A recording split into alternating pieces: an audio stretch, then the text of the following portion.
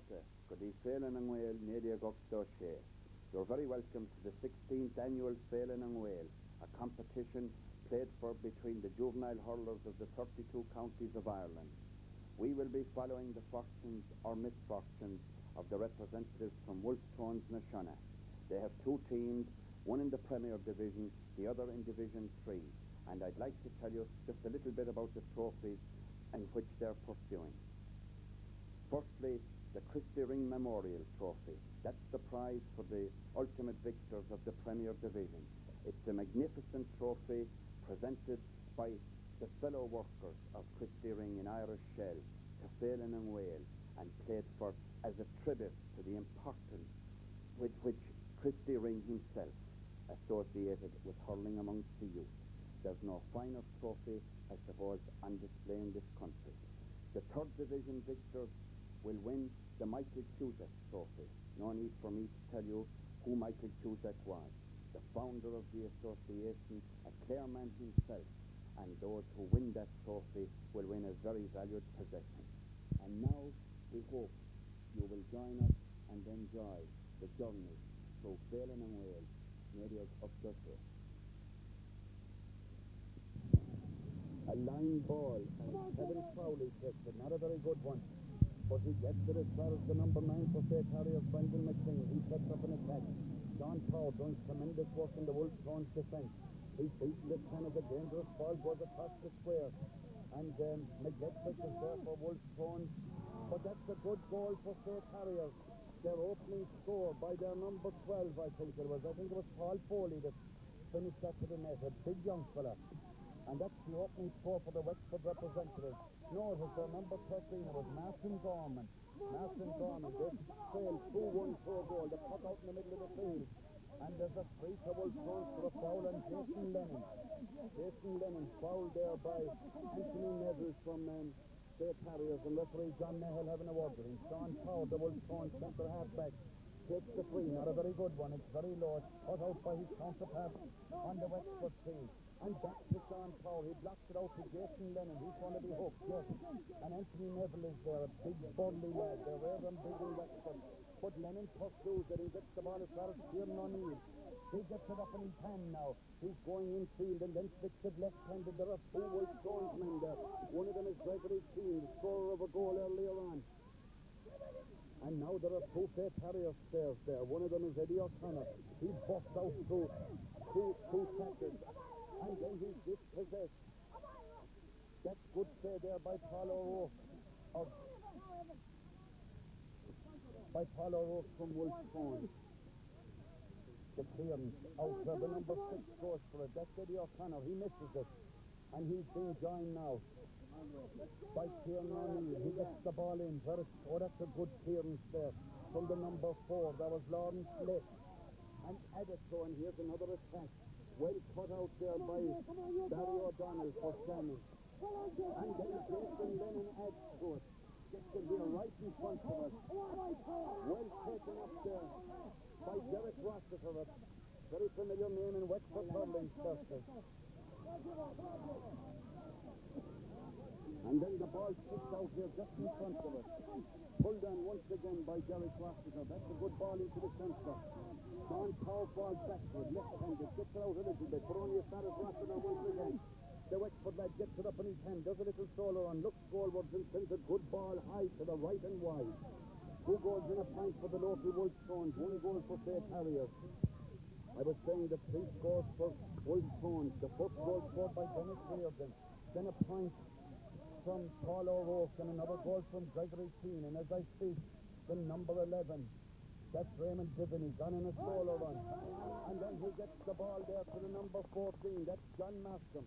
And he sent it over the bar. Now the score, 2 goals and 2 points for Wolfe Tones, 1 goal for Fate Harriers.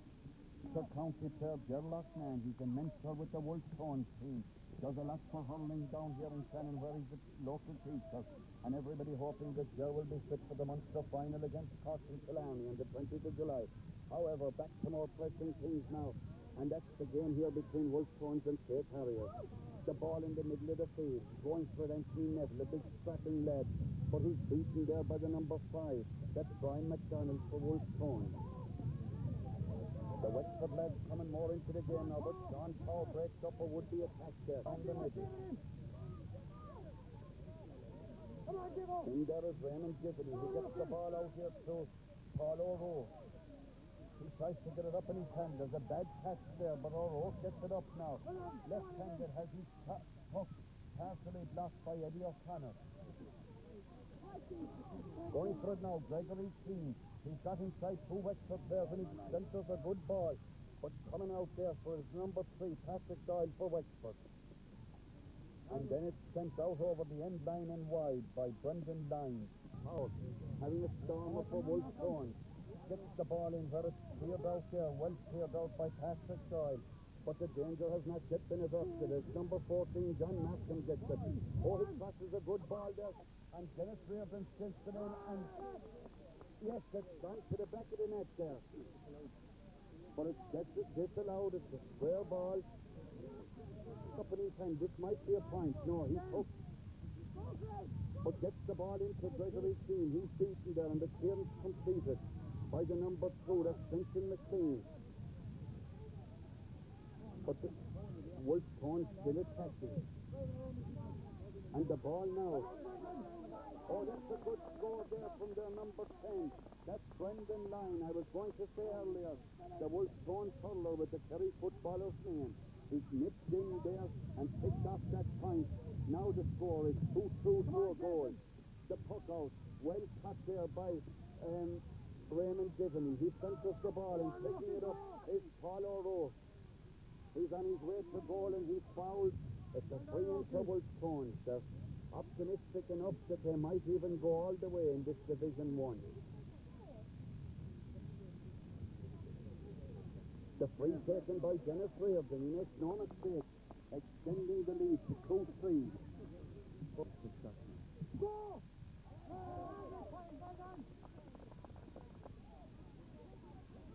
Flanked on either side by the spiritual director on my right of Wolfe Tones, well-known to followers of hurling in the county, Father Michael McNamara, and on my left, the chairman of the Wolfe Tones Club, Michael Skinner.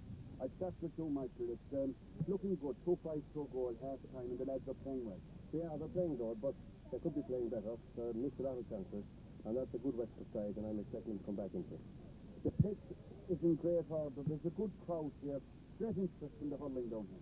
We have good groundsmen, good crew, great working people here, great committee, and everything is done proper. We started on the field here last Monday morning, first thing, with 4 people. And we've been on the club all week, and you can see yourself it's in pretty good condition. Well, we noticed the great support for St. Connor's during the week in the schools final. I saw 2 bus loads, the maroon and white was very much in evidence. I'd say it was the crowd beat fella by a pint just as much as the fellas out in the field. I would think so, but you know, we have great support here as well, and great fan support, and the crowd, young fellas like to see good support, and we think that it will stand for them as the game second half. That's true. Well, if I can turn now to one of the people who passes the lives of these young fellas, it must be very gratifying for you, Father. They're doing quite well, yeah. They're a very nervous staff, and maybe they were lucky to escape in the first few minutes. But once we settled, we played good hurling, and we're taking the scores, taking the points especially, and it looks fairly good at this stage. But Wexford are a good side. There's some good individual players. They haven't opened up yet. They quite obviously are nervous, and I'd be afraid of them if they do open up. But still, I hope they'll hold on. Well, St. Harriers of Wexford and St. Finbarrs of Cork, neither of those needs to be introduced as a hurling force in his respective county. They're clubs that are well known, and you were making the point earlier that Wolfe Tones and the Bridge, probably the 2 best under-age teams in the county. Well, they might have been kept this year at under 14, the Bridge and Wolfe Tones are a good deal better than any of the other clubs in there that proved that in the earlier part of the under 14 competition, and in the semi-finals they won their semi-finals decisively. It is unfortunate, I think, that both of them find themselves in the same section because they have drawn 2 fairly strong teams in St. Harriers and in St. Finbarrs. And the team that will come out of that section, well, they'll be a good team all right, but they'll have quite a lot of work done before they get into the semi-finals. Some of the other semi-finals seem to be rather easier. Well, Michael O'Sullivan and myself were with the Wolfe Tones minor footballers when they won the county final. We're here this evening. Are we likely to be here for the semi-final at 7:30 tomorrow evening? We're hopeful, and maybe on Sunday as well. And Mike, would you endorse those optimistic words from Father McNamara? Certainly, I think we'll be in the final. I think we've planned it out for the final, and we expect to be there on the final day. Well, you're not afraid of anybody. Not a bit. And with the forces we have here, entitled not to be afraid. I hope we're there to bring the story of the game and the final and the cup. Thank you both. Thank you both. Just into the second half now, free to Wolfe Tones. Their full forward, John Malcolm, gone out to take it. They lead 2-5 to a goal. He lifts it. It looks as a well-struck free, and there's the opening score of the second half. A point from John Malcolm for Wolfe Tones. Stretching their lead 2-6 to the lone goal scored for St. Harriers in the...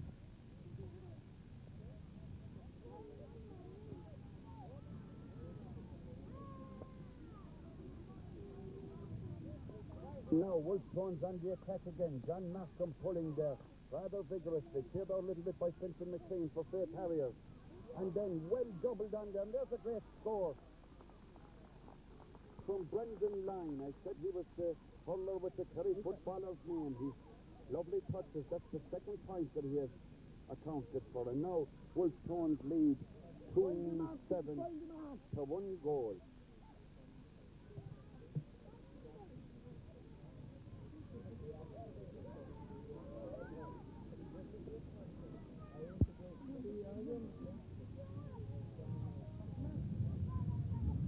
And now Wolfe Tones on the attack again. Here's a promising looking run.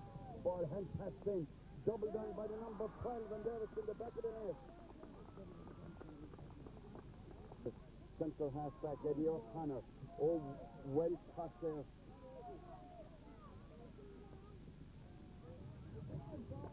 By Paul O'Rourke, and Paul O'Rourke got it in, and goalkeeper Kevin Shield did good work, but here's Derek Granger again. He gets it in, and it's doubled on there by the number 9 for Wexford. That's Kenneth Reynolds. He gets it out, but only as far as the number 9, Kieran O'Neill for Wolfe Tones. Now with Evan Moore, he gets it across the goal, and coming for it is Paul O'Rourke. He sends in a low ball. Kevin Shield stops it, but then puts it into the back of his own net, and that's a sad sight for any goalkeeper. He made a good save just a couple of minutes ago, but that was a powerful shot there, and it's found its way into the back of the net. And there's a good ball in there now from the number 14, John Malcolm, and Kevin Shield comes out, and he spoils the attempt by Evan Moore. But then Derek Granger gets the clearance and sends it over the bar. He just came on at half-time. He has scored 2 good goals and a point since his arrival. Wolfe Tones on the attack. A good ball from Kieran O'Neill, capably dealt with by Kevin Shield in the St. Harriers goal. Sent in once again there by Raymond Divany. Now Kieran O'Neill gets it in a little bit. Bounces off a St. Harriers defender. And then Divany gets it across to Derek Granger. He's small in stature but very big as a hurler. He drops the ball in. And it's well doubled on there by the number 6 for St. Harriers, Kieran Mullen. Or not Eddie O'Connor. But the ball comes in again, and it's cut out there by Fintan McLean. And then well cleared by the fullback, that's Patrick Doyle. Tones again in the attack. Evan Moore goes for the ball, gets a good centre in. Cut out there, but not far enough. Evan Moore gets it again and slips along the ground.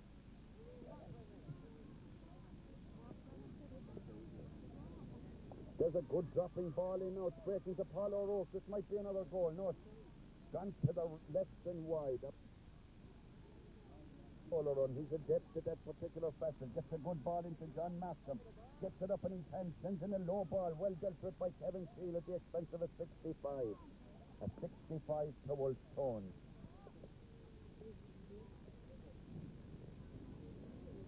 Right.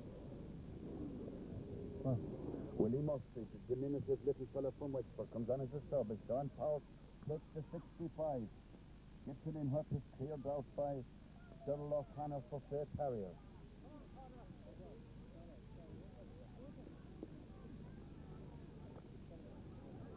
But Dennis Reardon is there. This is a good hurler. I saw this for the playing in a schools match where he got the man of the match award. He's a good player.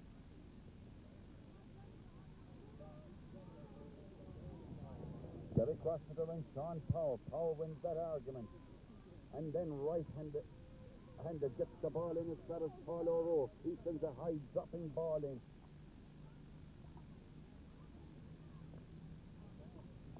Gregory Keane gets it in. Oh, that's a great rasping shot there. And turned out for a 65. 65, a good one, hanging there in the air. Pulled on by John Malcolm, right across the face of the goal here. Shannon lad Derek Granger gets it. Well doubled on there by the number 4, that's Lawrence left for St. Harrier. The ball drops in again, Kieran O'Neill under it, it's cleared out. And well doubled on by Jason Lennon.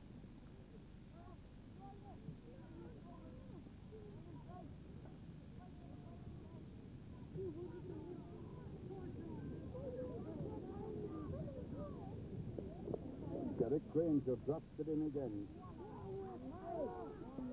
Comes to Paul O'Rourke and he sends a low ball across the face of the goal and out over the end line and wide.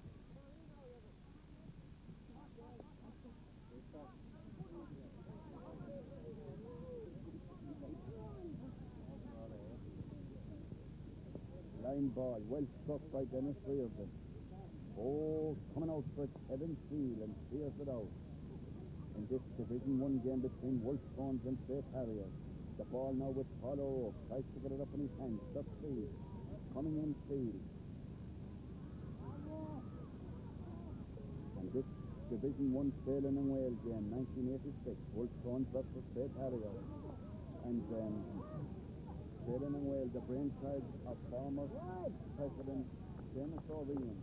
And as I speak, Derek Granger sends over his third point since his arrival at half time. I was off the air there for a moment, and while I was, Derek Granger got a point.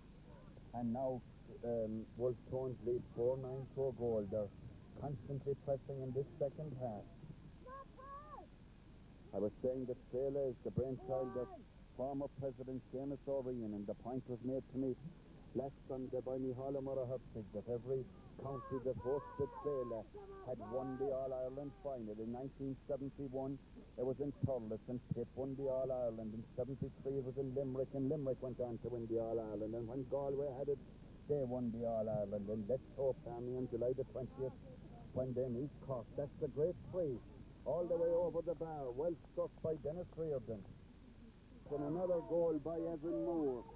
From a centre by Paul O'Rourke, which was well cut out by goalkeeper Kevin Seal, but he can only do so much.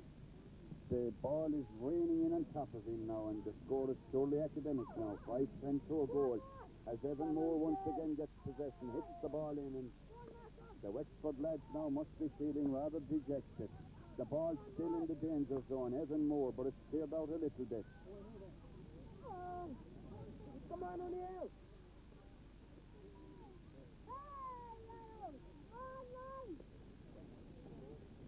And there was Brendan Lyons centering the ball in here, just in front of us. Where all the play seems to be concentrated. Kieran O'Neill now gets in a good ball, across the face of the goal. And there's Gregory Keane. And it's cleared out at the expense of a 65. Right. Another 65 to Wolfe Tones as referee John Nehel is in a very compassionate fashion through, I think, Gregory Keane, who seems to have picked up a knock. Dennis Reardon waiting to take a 65. I was saying earlier that Wolfe Tones are assured of the 2 points in this contest. And Gregory Keane is coming out as Ger Loughnane comes in to have a look at him. I saw Phil Dolan and Alan Cunningham on the sideline as well. And isn't it nice to see the 3 representatives of Wolfe Tones on the Clare senior team putting so much back into the game at this level as Gregory Keane leaves the field.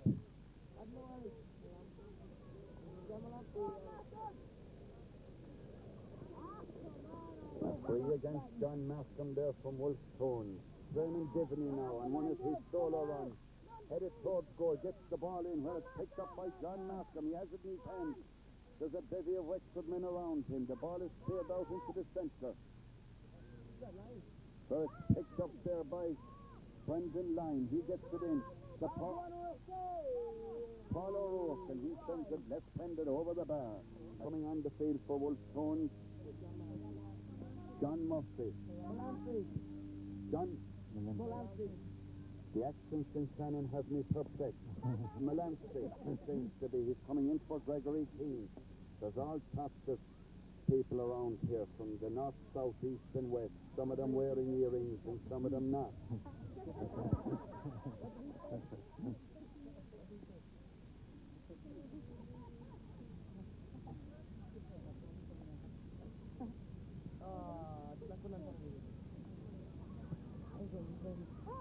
John Nahel brings this contest to a close. In fairness, it was quite one-sided. St. Harriers only scored 1 goal. And handshakes all round. They're enjoying their trip, I have no doubt. Shannon has many complexities and many attractions, none more so than the airport. Assist to the Clare senior team. Shannon is very proud of its representation on that said team. Firstly, the injured cornerback, Ger Loughnane. You might find it tough to get your place back with the way Michal performed it. That's very, very tough. I don't know if we're taking it on full power, corner by the case like that. You never know. Well, that's for another day, Ger. This evening we're concerned with the Wolfe Tones under 14 Division 18. There's an optimism that suggests they might go the whole way. You would consider St. Finbar's now the danger. Well, that optimism could be the downfall of the team if we don't take our next game seriously, which is after winning tonight, the next game against the Bridge in the morning. And even though we beat them quite easily in the county final, they're still a very strong team, and they'll be very happy beating their own pitch. So we wouldn't look past that. But if we do get past that, there will be some game here in the evening between the Bars and ourselves at 2:30. So it'll be a very good game. Well, I know that in City Street you're a school teacher down here, but I have no doubt either that your love of hurling means that you enjoy your involvement with these under-14s and the young lads down in Shannon. It gives you great satisfaction that they're playing so well. Well, I'll tell you, if we could win Feile and Gale, if we could win the first division of Feile and Gale this year, I would regard it as the biggest achievement of my hurling career. Certainly even bigger than winning the league. I'd get more satisfaction out of it than I did from winning the league or anything else, because to win the first division of Feile and Gale would be something that was never done in Clare before. It's something that's extremely hard to do, usually done by the Bars and Kilkenny and places like that. And I think if we could win the first division this year, I would regard it as the most satisfying thing in my hurling career. Well, if effort counts for anything, I have no doubt that on Sunday evening, that along with Argentina being World Cup champions, Wolfe Tones will have won the Premier Division of Feile and Wales. Thank you, Ger. And here now is Alan Cunningham and Phil Dolan, the other 2 members of the Clare team. Nice to see you here. Is it nice to be in the role of spectator, Alan? Oh, it is. Thanks off anyway. And you enjoyed the involvement with the younger crew down here in the south? Yeah. It was fun, it's great to come down and all the pressure dropping. We're back. So. Still would be regarded as the white man in the Clare camp with Pa Linton, and so that we're both very sorry that Pa has a leg injury that means he'll be in plaster for 12 weeks. Probably go to the first game of it, but if we did talk to, we might be best into the one after that. And tell me, how long are you living in Shannon? I'm here 3.5-4 years now. So they're not busy over here, but I'm like, you know. Yeah, but between yourself and Gus Loughnane, the county decides well represented down here. I think Gus was probably less than I think with the less volume in the table fair already, so he gave a good account of himself while he was playing anyway, so I hope that. And then of course the reciprocal arrangement worked well. We sent up Niall McNamara to Galway. When he's all out and like his Galway, and they've a very important goal at cornerback for Galway for a number of years, like, you know. Yeah. You're both looking forward to the Munster final. Have you any fears of cost? Well, I wouldn't have anyway, because minor on 21, they've never beaten me anyway in the match. That's it. Well, fair play to us. Joe Louis was beaten, Ellen. You have no fear.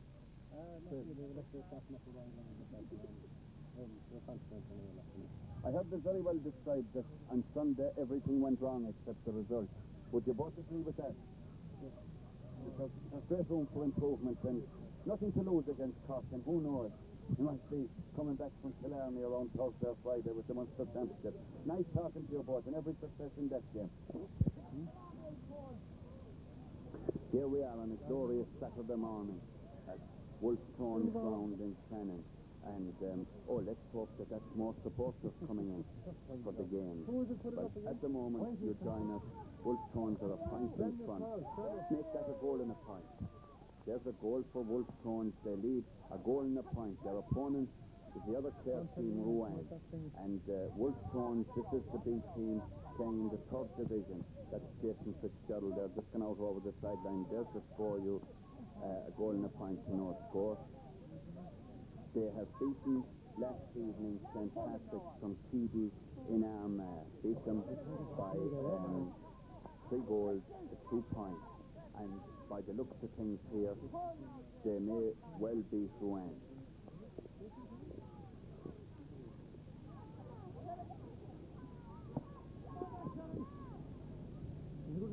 They set a headline for the Premier side last evening, who you just saw beat St. Harriers, the Wexford representative. And the panel for the B team, who, as I said, are operating in the 3rd division.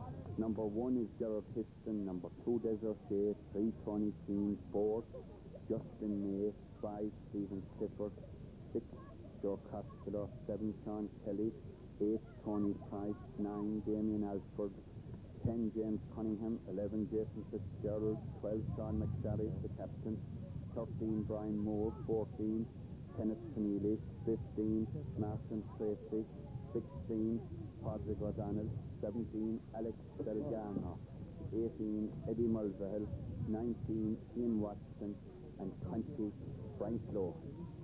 And Ian Watson and Frank Lohan are, I believe, under 12.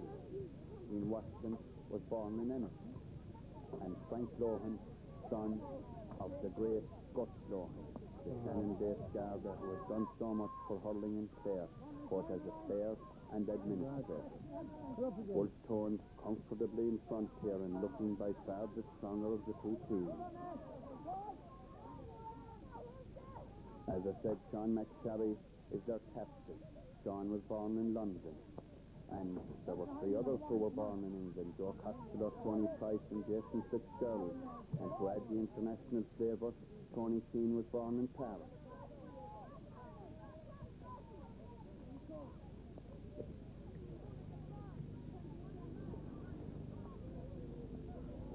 The team is being managed by Brian Trophy.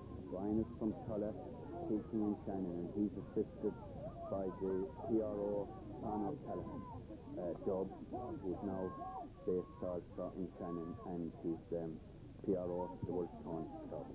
And of course, John Cregan is the man who's looking after the gear and the attire of the team. Incidentally, of this panel, there are 10 underage for 1987. So there is an assurance that the supply for Wolfe Tones is, if anything, getting stronger. Well, Wolfe Tones completely on top in this second half. They're attacking all the time, and there you saw the score 6-4 to no score. Every picture tells the story. There's another attacking ball in. Oh, how he put that over the bar, I'll never know. One of the great things about the underage competition is that the young fellas will always try and wind up plugging away there, even though the mountain Everest would look like a hill compared to it. There they are defending stoutly, but there are waves of Shannon attack coming against them. The ball across the goal there. And that's just gone out and wide. Beautiful day. And there it is, the end of the game. 6-6, no score. Having dispensed with the very wobbly challenge of near neighbour 6 Mile Bridge this morning, here we are in the crunch game against St. Finbar. And Finbar's on the attack, the ball dropping in there. Oh, and Pat Finlay, the full-back, picks up a nasty blow, an accidental one, let me hastily add. And he's down, and he looks to have quite an injury. Referee John Nehel gone in there to see the extent of it. And as I say, a complete accident there. I see Ger Loughnane in there with a look of concern about it. It's a superb day here, and referee John Nehel having a word with Michael O'Shea, probably to tell him to be more careful as Dennis Reardon takes game showing 3. Up here's our Gregory Keane gets it in, but it's cut out there. Oh, well cut out there by them. Left full back, Michael Farrah for St. Finbar. This is the game that Wolfe Tones need to win to qualify for the semi-final, which will be played this evening, I presume, at Newmarket Circus. Meanwhile, Brian McDonald take a line ball. They were saying an absolutely magnificent day here at the Wolfe Tones pitch. Brian McDonald cuts it, a good one. John Markham is there, but the ball is policed out over the end line by the combined efforts of Michael Walsh and Donald Madden from St. Finbar. A wide ball. Puck out. Michael O'Shane, Jason Lennon over there. Jason Lennon puts up his hand as much as to say, that's our line ball. Cutting there now, and once again, that's Jason Lennon. Whips it down the left wing. Brendan Lyne is there. He's beaten to it by Michael Walsh, who sets up an attack for Shannon. Or for St. Finbar. There to cut it out is Dennis Reardon. A cross-field ball by the skipper Reardon. And clearing out here for is his midfield partner. That's Kieran O'Neill. He sends a good right-handed shot in. Down into the corner again, going for his Gregory Keane. He's very nippy, this fella. Gets it into John Mascom. He takes a left-handed shot just to the left and wide. Wolfe Tones a bit slow to settle against Bay Harriers last evening, but they're up against it here in a crack Cork team. Puck out the far side of the field, going for Michael O'Shea. And risky performer, this fella. Wins the pull and gets it down. But it's gone into the corner now, but coming across for it is Gary Majestic. He gets it out the far side of the field.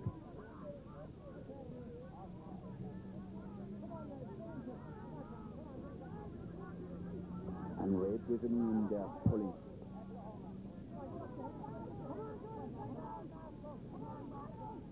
And the ball is in there. John Mascom. This fella doesn't have to be told how to pull in a ball on the ground. And it's cleared out by one of the Finbar's defenders. Michael O'Shea runs for it.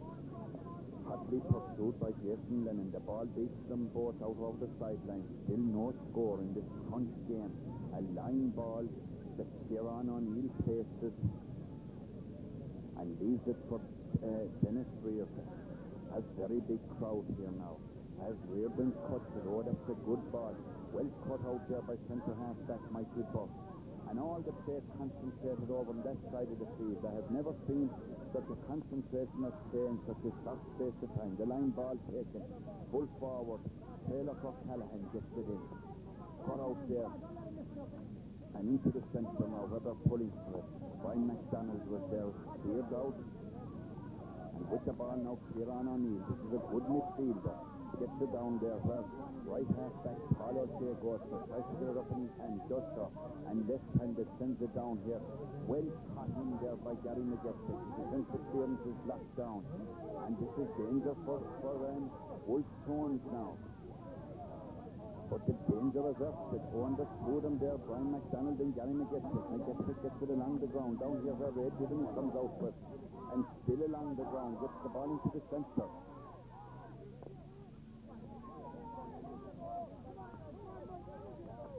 And then Paul O'Rourke is there with Ray Diviny. The ball into Gregory Keane into Paul O'Rourke. And as excitement personified.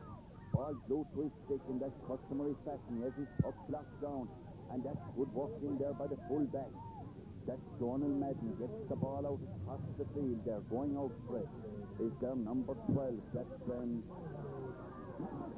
Murray. Gets it over there. That was well caught there by Kieran O'Neill. Done an amount of work for Wolfe Tones in these opening stages. Gets the ball in. His midfield partner Brendan Lyne gets it on another little bit. Coming out for it, Ray Diviny. He's been attended by Michael Walsh. Straight pulling there as Derek Granger comes in. And he leaves it for Ray Diviny. He gets it along the ground into the centre. John Mascom comes down for it. Derek Granger is lying handy. Oh, and a difference of opinion there between fullback Donald Madden and John Mascom.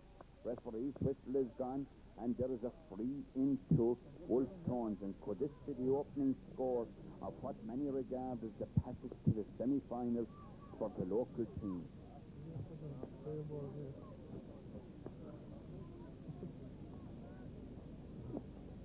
Addressing the ball now is John Mascom, having wiped his hand on his card. And there is the opening score of the afternoon.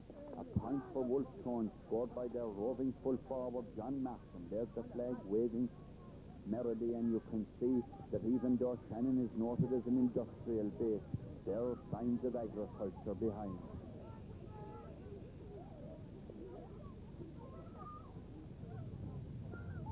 Great expectations that this team will annex the Division 1 title, and these lads will be entitled to be tired. They had a game this morning, as I say, against the Bridge, a close enough encounter, and it was the third time that those sides met this year, and on all three occasions Wolfe Tones won. Back to this afternoon's game, Paul O'Shea with a mammoth clearance there, well backed down by Sean Power, and then cleared out along the ground. Far side of the field, all the play concentrated over there. Finbar's a same nursery of hot hurling. Look O'Callaghan going for it now, but Brendan Lyne comes in and spoils his time by getting the ball along the ground. Doubled on there by Paul O'Rourke. Oh, and the hurling is of a high quality now as Paul O'Shea gets that ball down into the corner. Caught there by the number 17. That's David Haynes. Nothing to the jockey, Johnny Haynes. And he gets the ball in there now. And they're going forwards, and this might be a score. Oh no, great defensive work there by Barry O'Donnell and Dennis Reardon. The ball out now with, once again, Jason Lennon it is. And Lennon puts the ball in his stick and then effects a good clearance. Still at that side of the field, the far side of the field. Stanley Carroll gets it now. And there's a good ball, and it's waved wide, and goalkeeper Sean Tracy at the ready to give the umpire every assistance, and you can see down under us there the Shortley crowd. It's a day that should expect to have, as June says goodbye to us.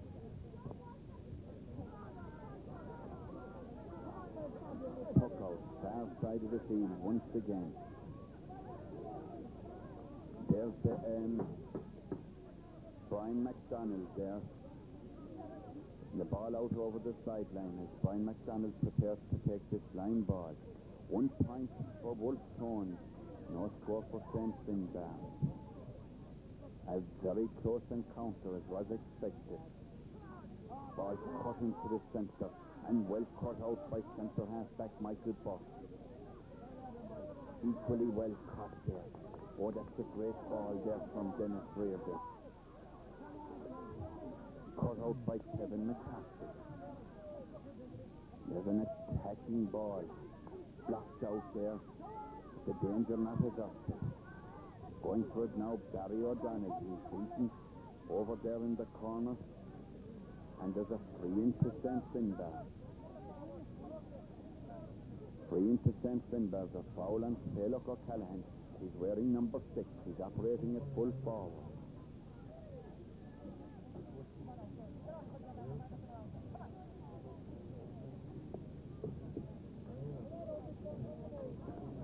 Midfielder Philip Martin to take the free.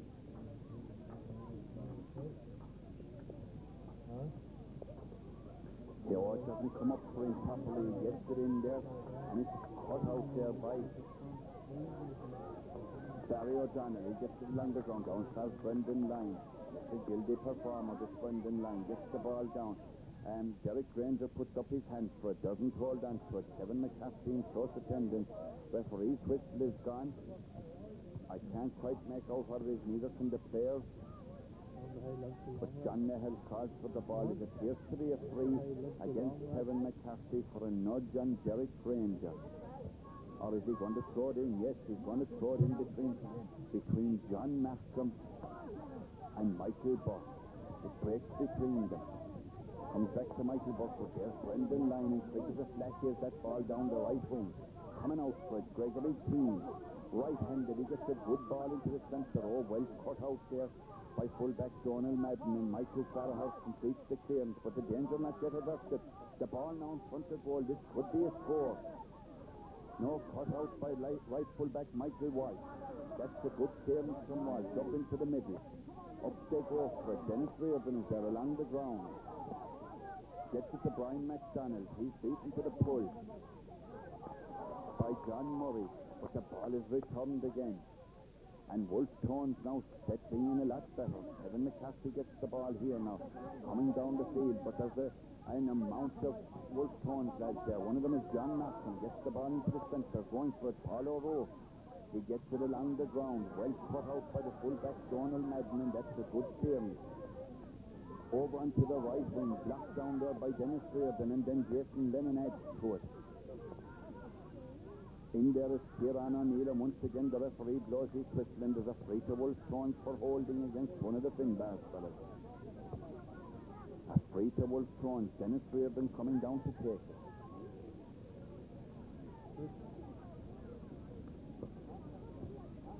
They lead by the only score so far, a point. As Reardon strikes it now, it drops in menacingly, and the ball has gone out over the end line and wide. I thought there might be a free out there for a square infringement. The ball has gone wide, took out to Aidan O'Mahony. Good one. Brian McDonald puts up his stick throw.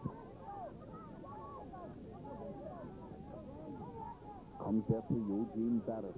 He's beaten by Kieran O'Neill. Gets it down the far side. Coming out for Evan Moore. Michael Walsh is with him defence. Finbar's defence quite steadfast as the plays over the far side of the field once again. Sandy Carroll gets it into the centre.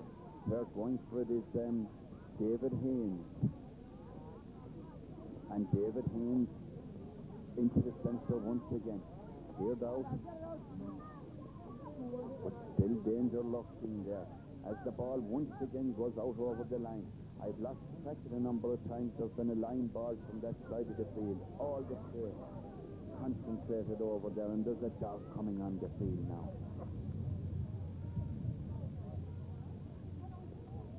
Oh, that's a good cut. That's a good cut. And Brendan Lyne and Kieran O'Neill playing magnificently at midfield, both of them. And the ball now with Dennis Reardon, and that's a good puck from him. Well picked up there by Michael Buck. And cleared, but only as far as Kieran O'Neill. He gets it left-handed on a little bit.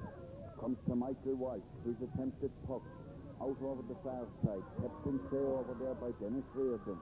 Shakes off the tackle, and then right-handed sets up a Wolfe Tones attack this side of the field.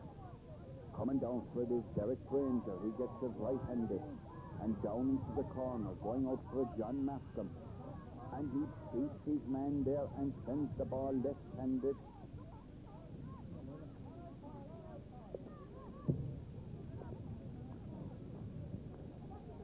And that's another point for Wolfe Tones. Oh, good lockdown there by Brendan Lyne. The ball added to by Derek Granger. And then cleared out, but only as far as John Malcolm. I said he was a roving full forward. He's proving it now. Out from his goal comes Aidan O'Mahony and puts the ball in his stick. There are two Shannon lads there with him, and between them the dispossession. And there's the third point for Shannon. Scored, I think, by... It is Paul O'Rourke that scored it. 3 points for Wolfe Tones, or 2 points for Wolfe Tones. No score for St. Finbar. I had credited a point earlier there, which was gone wide. The ball now with Sean Power. He clears it up into the middle.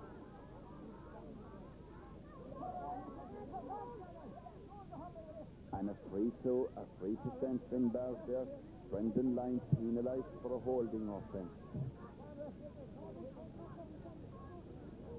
Coming down to take it is centre half-back Michael Buck. He's wearing number 8, but he's operating from centre half-back. Lifts the ball rather high and strikes it. It's a good ball.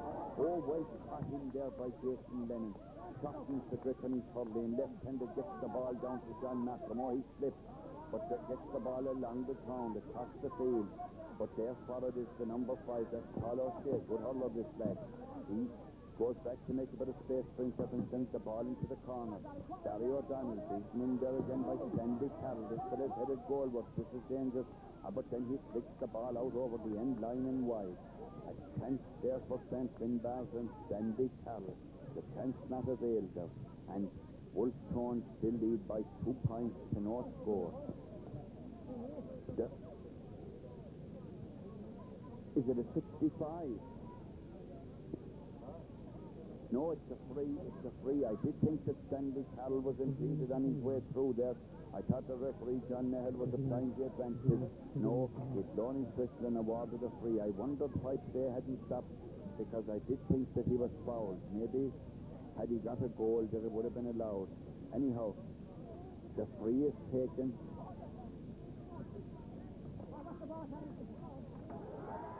Oh, and it's in the net. That's a goal for St. Finbarr. That's a goal for St. Finbarr, and then now lead by 1 goal to 2 points. And this is putting it up now to Wolfe Tones. A goal for St. Finbarr, 2 points for Wolfe Tones. And now St. Finbarr with the bit between their feet, and that's a great ball from Paulo. They're going to go over the end line, yes. Gone to the right and wide. Sean Powell. That's a good puck out from Powell. Doubled on by John Maston, but well caught there by the number 12. That's John Murray. He sets up an attack. The ball breaks. Oh, and here's danger again for Wolfe Tones. A low ball in. Oh, and the ball is in the back of the net, and that's scored by Stanley Carroll. I thought for a moment he might have been in the square, and now they lead by 2 goals to 2 points. And one must say that ball might have been cleared by the defence. The puck out up into the middle. John Maston seems to have come out, but Kevin McCarthy gets that one, and now it's all St. Finbarr as the ball is flicked in there to Trailock O'Callaghan. His shot is sent to the left and wide. He picks up a pass there from David Haynes and sent the ball to the left and wide, but they lead 2 goals to 2 points. As Sean Powell once again prepares to take the puck out in front of goalkeeper Sean Tracy, who was on the baseball cap. There's quite an amount of players in the middle of the field. One of them, Michael Buck, a good performer this select, gets the ball in. Coming down for it, Sean Powell. His chosen worker there, and despite the presence of 3 St. Finbarr players, gets the ball over the far side of the field. Oh, Ray Diviney beaten there, but Jason Lennon is back there. Then a good game at left half back is Lennon. Gets the ball down, but there are 2 St. Finbarr players there. It doesn't worry Paul O'Rourke. Once again in that familiar fashion, puts the ball in his stick. This fella's a delight to watch. Comes infield, and he wouldn't want to catch it in his hand. He did. Caught it a second time, and even though the ball was in the net, it's a free out. It's a free out to St. Finbarr. Paul O'Rourke lost his concentration there, caught the ball twice, and even though the ball wound up in the back of the net, it's a free out to St. Finbarr. 2 goals to 2 points, and that's the goal that Wolfe Tones could have done with Donald Madden with the free up into the middle. And there's the half-time whistle. John Nehel bang on the button as it's 20 minutes. And now as you see the flag, simple enough, because as I said, it's a great day. You can see it there's a fellow without any shorts in him. And great day for kids and everything. There's a view of the background as the 4 players in the middle of the field now, and any moment the second half should be underway.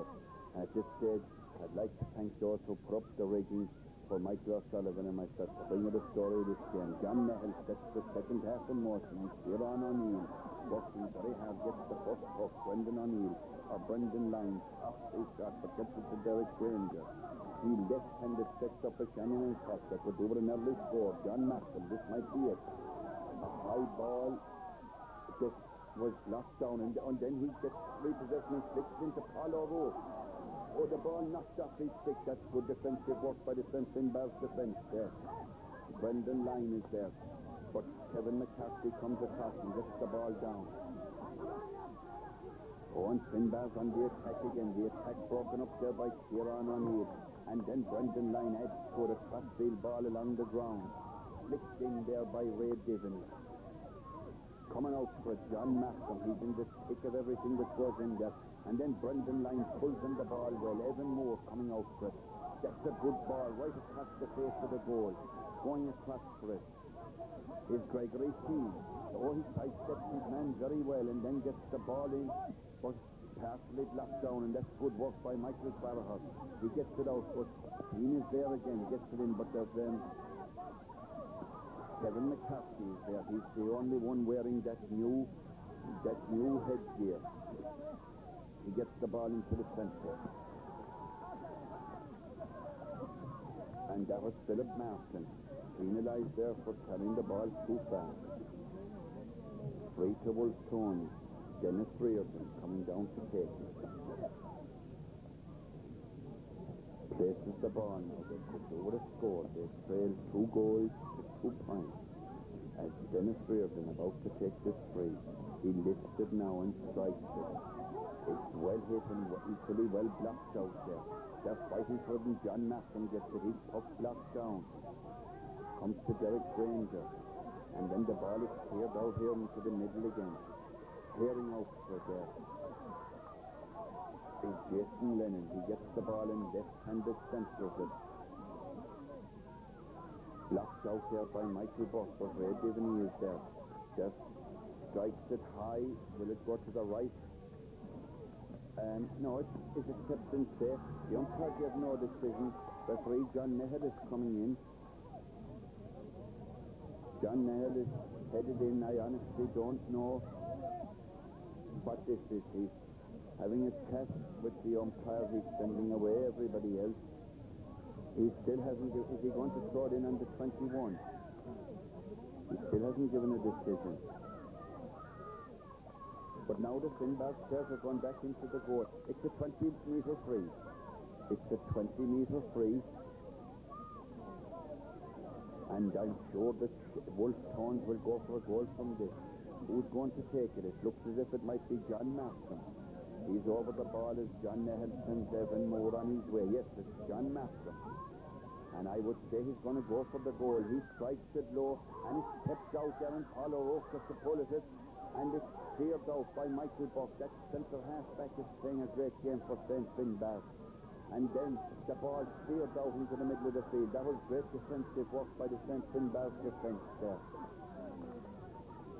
And now Wolfe Tones on the attack again. Oh, and Manson sprawling there. That must surely be a free to St. Finbar. And the player is down injured. And look at the little dog on the field again. Michael O'Sullivan has a great sense of canine awareness as he snaps that dog. I remember in the game versus Tipperary or Limerick, he got a solo of another black dog. Maybe he's a fan of his that's going around to these venues. Meanwhile, the injured player is up on his feet. It's Michael Buck. He's a fine level player, and he's going to take the free himself.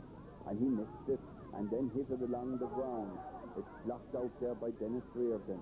Weed tries to weave by a tackle and passes the ball infield, but the Finbar lads are very tight on every situation. Kieran O'Neill in there, working very hard, but there's 3 St. Finbar players there. Philip Martin being one of them, all out the far side. And Philip Martin gets it down the wing there. And they're still attacking. Jason Lennon coming over here to Jason Lennon partially blocks down a player, but illegally says referee John Nehel, and there's a free to St. Finbar. And could this be the first score of the second half?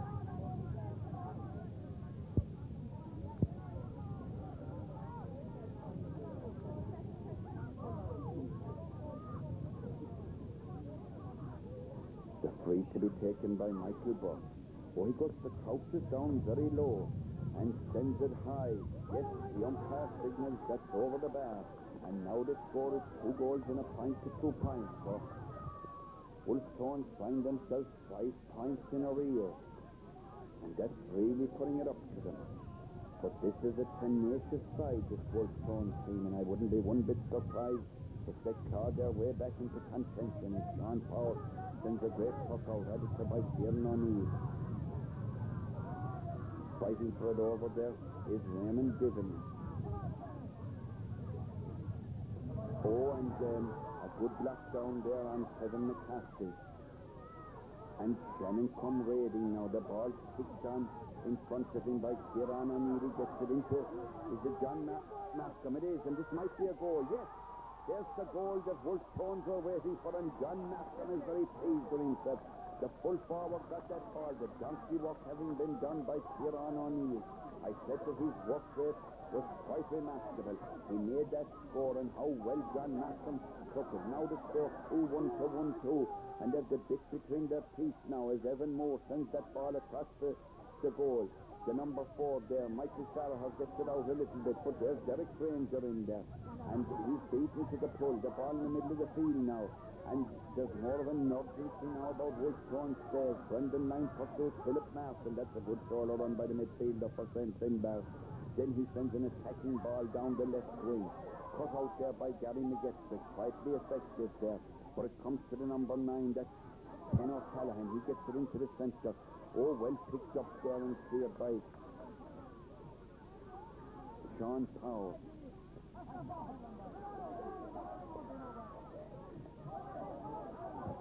And the ball now down the other end, swinging from end to end. Out comes John Maston. Gets his puck in. Wonders the catch there, and two of them go down. Purely accidental. Referee takes no action, but the ball in now. Where it goes to Evan Moore. And there's the lead for Wolfe Tones, and look at the unrestricted joy of those fellas. Now they lead 2 goals and 2 points to 2 goals and 1. As the congratulatory shake hands, they're very adept at that down in Shannon. They've all the little necks to the Maradonas and the Zicos and all this. The congratulatory messages when one of them scores. The crowd now can't quell their enthusiasm as Wolfe Tones slip into a 1-point lead, 2-2 to 2-1. And knowing these fellas, when they get in front, they can extend that lead very quickly. They knock 2 goals there very, very quickly. And now there's a line ball. Dennis Reardon is feeling his shoulder. He is carrying an injury because he's not as effective as he normally is. And look at Jim Sullivan there, tugged out as if he was in Lynch rather than Shannon.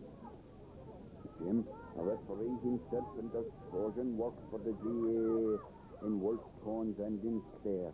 He has 2 sons staying, Tony and James, one of them on the under-21 Clare side, and the other on the minor side, who incidentally will be playing Tipperary next Friday night in the Gaelic Ground. A story we hope to bring you. Meanwhile, the ball, Derek Granger hearing after it. And then he sends the ball into the centre. Oh, well caught there by Michael Buck. What a tackle for all of this today. In the mould of Finbar players like Conroe and Gerald McCaffrey and Jimmy Bannon must be holding his second nature to them. And this Michael Buck will be held up when he's a little older. Brendan Lyne pulls in that ball along the ground. Oh, and Derek Granger. Just a question of size there as he's pushed out the way by Paul O'Shea. He sets up an attack, but out comes Sean Power. This fellow is a good defender. Pardon me for sneezing. Must be hay fever. And there's danger now as Sean Tracy leaves his goal, and the ball is in the back of the net. And once again, St. Finbar regained the lead. They lead now 3-1 to 2-2, and that's a setback for Wolfe Tones, and now their character will be tested to see if they can come back from that. That's a psychological boost for St. Finbar. Now the play over on the far side of the field. Raymond Divany with the ball. Gets his puck in. Evan Moore going for it. An economical little player. This fella flicks it on very daintily and is headed towards goal and passes the ball, but the fullback Donald Madden gets it out for only a little bit, and then it's cleared out again. Coming down for this Brendan Lyne. Oh, he stumbles, but then turns and right-handed gets the ball along the ground into Paul O'Rourke. He's dispossessed, but he's back there fighting for it again. And now the ball with John Nashcombe once again. He sends it left-handed across the face of the goal and out over the end line and wide. That's a missed opportunity for Wolfe Tones. They trail 3-1 to 2-2. Excitement at fever pitch here. And the crowd giving Wolfe Tones all the encouragement they can. Paul O'Rourke pulls along the ground. A bit of urgency coming into their play now. But their fullback Donald Madden, a good player also, this fella for St. Finbar. Pucks the ball out, and there's Philip Martin onto it. Sits it on in front of him. And then Brian McDonald beats him and gets the ball out, but he said, referee John had said, Brian, you had a hand on his back. A free into St. Finbar. They're ahead by 2 points, a crunch game. And what a pity should Wolfe Tones fail at this juncture. Everybody is looking forward to a semi-final date this evening, and indeed a final tomorrow, as Michael Buck, the ring, crouches down under the ball. Didn't get hold of that one quite well, and it's cleared out there, and Kieran O'Neill is there. Oh, and that's a great clearance from Gary McGettrick. Far side of the field once again, but there's Michael Buck again. He hadn't been back in his centre-back position after taking that free. Oh, he's well hooked by Raymond Divney there, but he gets possession again, but only in as far as Brendan Line. And the small midfielder gets the ball up, but it's cut out there by Kevin McCarthy. Danger again for Wolfe Tones. Oh, the ball in there now. Sean Power is in there. And Power, the dependable Power, filling in so admirably at full-back for the injured Patrick Finlay, whom we wish every improvement so rapidly, as Brian McDonald got the ball out. Philip Martin there now, so it's ball out there. There's Derek Granger in there like a little poacher. And the ball now in the middle of the field. Brendan Line is there. But the Finbar's men coming through now. And back there is Brian McDonald. Kieran O'Neill, Jason Lennon is there. Referee John Nehel blows his whistle. A rather harsh decision, I thought, penalising St. Finbar's there. Wolfe Tones won't criticise it. Dennis Reardon points with his left hand and saying, I'm hitting the ball down there. Oh, missed there. And it goes to Derek Granger, the intended target. Oh, he's pushed off the ball there, and I thought there was greater cause for a free there. Evan Moore comes out to help. One-handed gets the ball in a little bit. And then Paul O'Shea gets it, and that's a good clearance from the St. Finbar's. That well cut in the middle of the field by Philip Martin. The number 10 is hooked by Kieran O'Neill. Walking away there, he's work rate. Oh, and he picks up a belt there from Philip Martin. That was entirely accidental. Jason Lennon is in, and two of the St. Finbar's players in, telling the referee John Nehel that it was an accident. And I see that Taylor Callahan is also wearing that headgear. And Kieran O'Neill takes off the attention of all comers. It wasn't as bad as it looked. There was a belt similar to that inflicted on Pat Finlay. Ger Loughnane was referee John Nehel, was about to throw in the ball. Yes. And Jason Lennon wins the ball, but the referee isn't satisfied. There was all was in readiness. Blows his whistle. And Dennis, it's a free to Wolfe Tones. Dennis Reardon to take it. Oh, he lifts it now, and that's a well-hit free from Dennis Reardon. Oh, goes in there in front of goal, well cleared out. The defence, as I've said so many times, is very steadfast in there. But there's Derek Granger getting the ball in as far as Evan Moore. He rounds his man, he's headed goalward, centres the ball very well. But cleared out there by left full-back Michael Farraher. But there's three Wolfe Tones men around him. And the ball is sent over the bar. That's a good point, I think, from Gregory Keane. It's difficult to see from this distance, but I think that was by Gregory Keane, and now there's only a point between the sides, and all to play for. Brendan Line ducks down the ball near the sideline. Derek Granger goes on to it. The diminutive Granger. And he gets by two would-be tacklers, gets the ball into Evan Moore. Evan Moore, very fond of using one hand in the hurley. He's penalised for it there. He's penalised there, and the free is taken by Ken O'Callaghan. Oh, he throws his hurley down in disgust as there's a free into Wolfe Tones. They trail by 1 point. Time ticking away.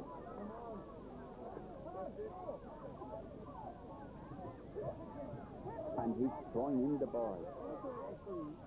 Kieran O'Neill is there, and he centres it. And it's added to by Paul O'Rourke over the far side of the field. Coming for his Gregory Keane. Left-handed, he sends it high and over the bar, and now the teams are level. And look at the crowd jumping down here under us. The teams are level now. And all to play for, as the saying is.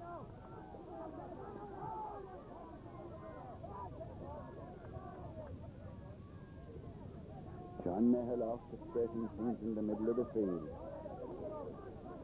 Tension is mounting now.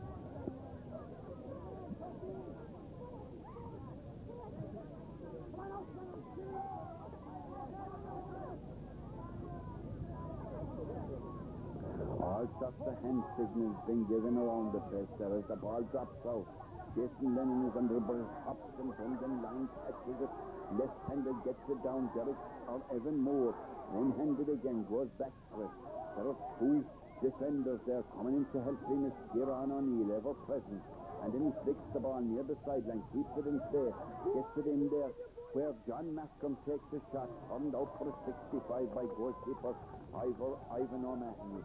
At 65 to Wolfe Tones, they're mounting the pressure now. I'm sure Dennis Reardon will take the 65. He's well able to hit the free. The number 8, he's the captain. He has a shoulder injury. He's not as effective as I thought he might be. He strikes that one, gets it into Brendan Line in front of goal. And there's the lead for Wolfe Tones.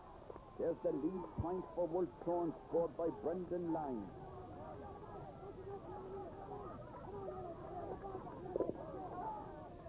And now, as you can see there on the scoreboard, 2-5 for Wolfe Tones, 3-1 for St. Finbarr. That's 11 points to 10. The ball blocked down by Jason Lennon. Derek Granger had stood along the ground. Coming in for outfit is John Mascom. There's four Wolfe Tones players there. One of them, Kieran O'Neill. He centers the ball. Oh, John Mascom gets it, and there's another point for Wolfe Tones. 2-6 to 3-1. 12 points to 10. Still, let me add, not a comfortable lead by any stretch of the imagination, particularly at this level where a game can change so dramatically. But the interest of all the spectators kept at a high level here. Nobody has dared leave the ground as the ball is kicked out. And there's Brendan Line. He's picking up a lot of ball there in the middle of the field.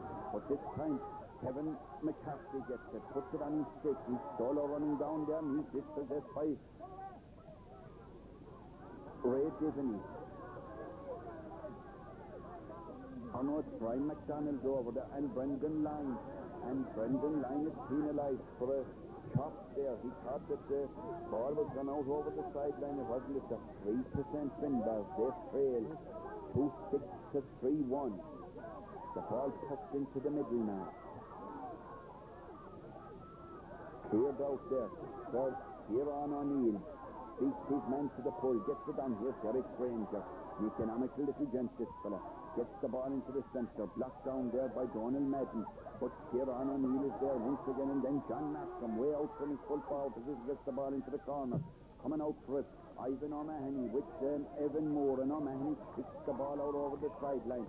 They're under pressure now, and that's one of the few sideline balls to be taken from this side of the field. 2-6 for Wolfe Tones, 3-1 for St. Finbarr. Time ticking away. John Mascom in no hurry whatsoever to take this award. He places the ball now and cuts it. Not a very good one, but good enough to reach Brendan Line.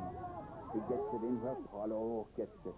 As his puck partially blocked down, Ray Diviney's was puck partially blocked down, but the ball, oh, that's a good clearance there from Michael Farrell. And then the ball cleared out into the centre. Well doubled down there by Ray Diviney, but there's nobody there for it except the number 6, that's Sherlock O'Callaghan, coming out from his full forward position. He gets the ball a second time. He'd be better off to hit it on the ground. And there's the final whistle. And Wolfe Tones have emerged victorious, 2-6 to 3-1.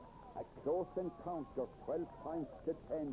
Finbarr had their chances, but in the end, Wolfe Tones came back for a marvellous victory.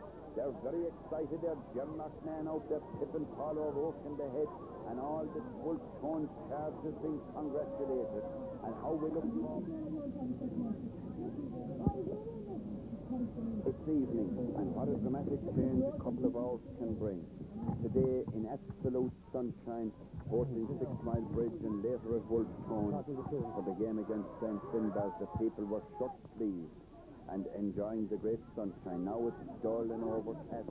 The rain is falling, there's thunder in the air, and from what was a very pleasant day, the weather, of course, typically Irish, has turned nasty, and let's hope that it maintains some kind of perfection for this game. And now there's a line ball to Wolfe Tones. There's about 2 minutes gone in this game. Dennis Reardon coming to take the line ball. He looks goalwards as he cuts the ball now right-handed. Doesn't rise very high, but coming across for there is Gregory Keane. He gets it into John Markham. This might be a score. Trying to lift it, and then left-handed flicks it in. Running in from the right is Paul O'Rourke. And there's the opening score of the game. A goal. A delightful score.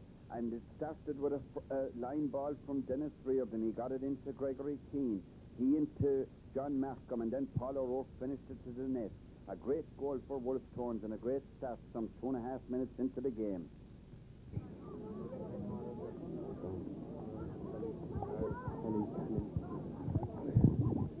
Puck out in the middle of the field.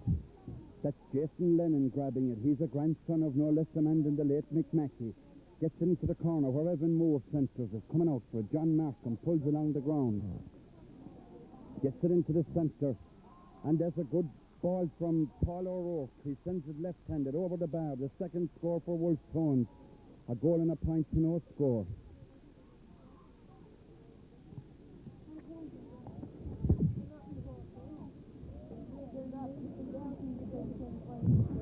The puck out by the Portumna goalkeeper Damien O'Brien. Picked up there by John Markham, foraging deeply. Gets the ball in, coming across for it is the number 15. That's Evan Moore. He's headed goalwards. And there's another goal for Wolfe Tones. 2 goals and a point, and Portumna have yet to raise a flag. And dare one say it is in these early stages that this looks like a romp for Wolfe Tones. Ger Loughnane told me they were quite confident in making the final and indeed winning it. The ball now once again with Paul O'Rourke. This is a good centre forward, very adept at the solo run. Gets that ball in, and a good save by Damien O'Brien, and gets the ball out to his full back. That's Michael O'Farrell. He gets it out into the centre.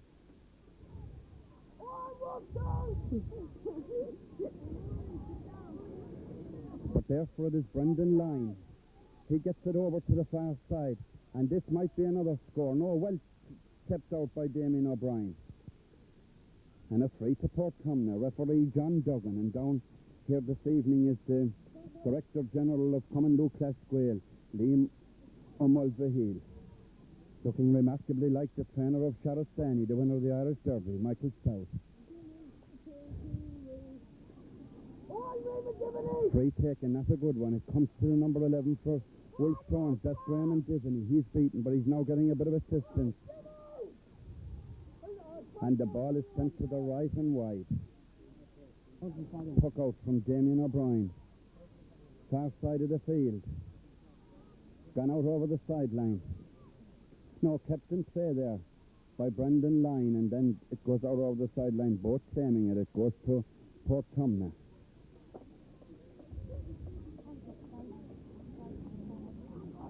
Brian Murphy to take the line ball for Portumna. Very overcast and drops of rain falling. There's thunder in the vicinity. It won't be worrying Wolfe Tones. They lead 2-1 to no score. The ball now with Sean Power. He's a very good centre-back, this lad. Puts the ball in his stick, and then right-handed is partially blocked down.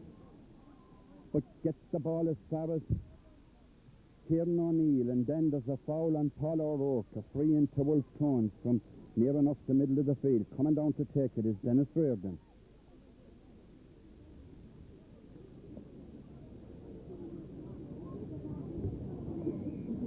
This fella's capable of pointing it from there. He strikes that one, but it's gone to the right and wide.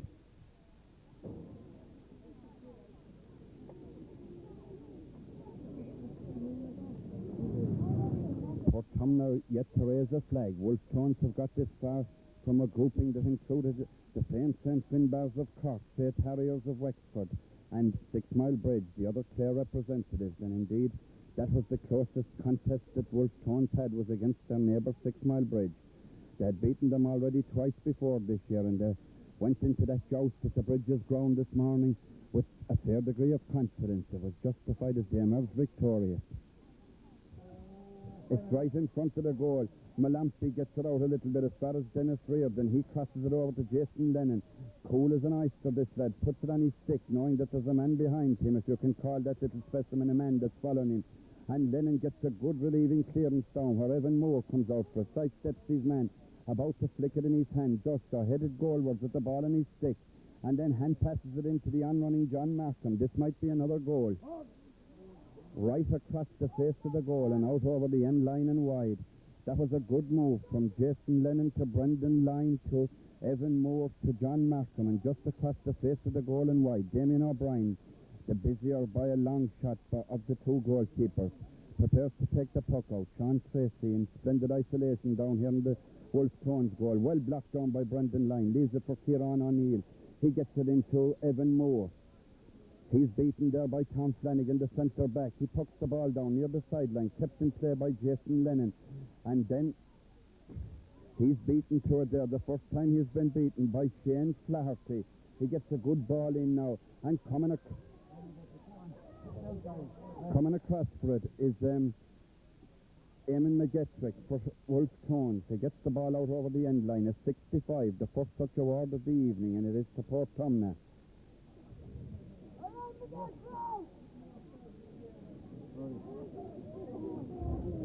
I think it's Gary McGettrick. I may have called him Eamon. Tom Flanagan with the 65. This lad has a good belt of a ball. Drops it in.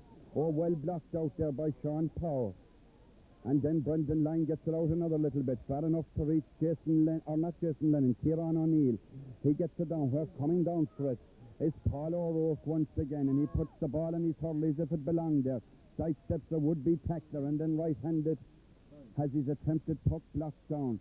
But there to pick it up once again is the number 11. That's Stivney. He gets it in where the diminutive Gregory Keane gets it.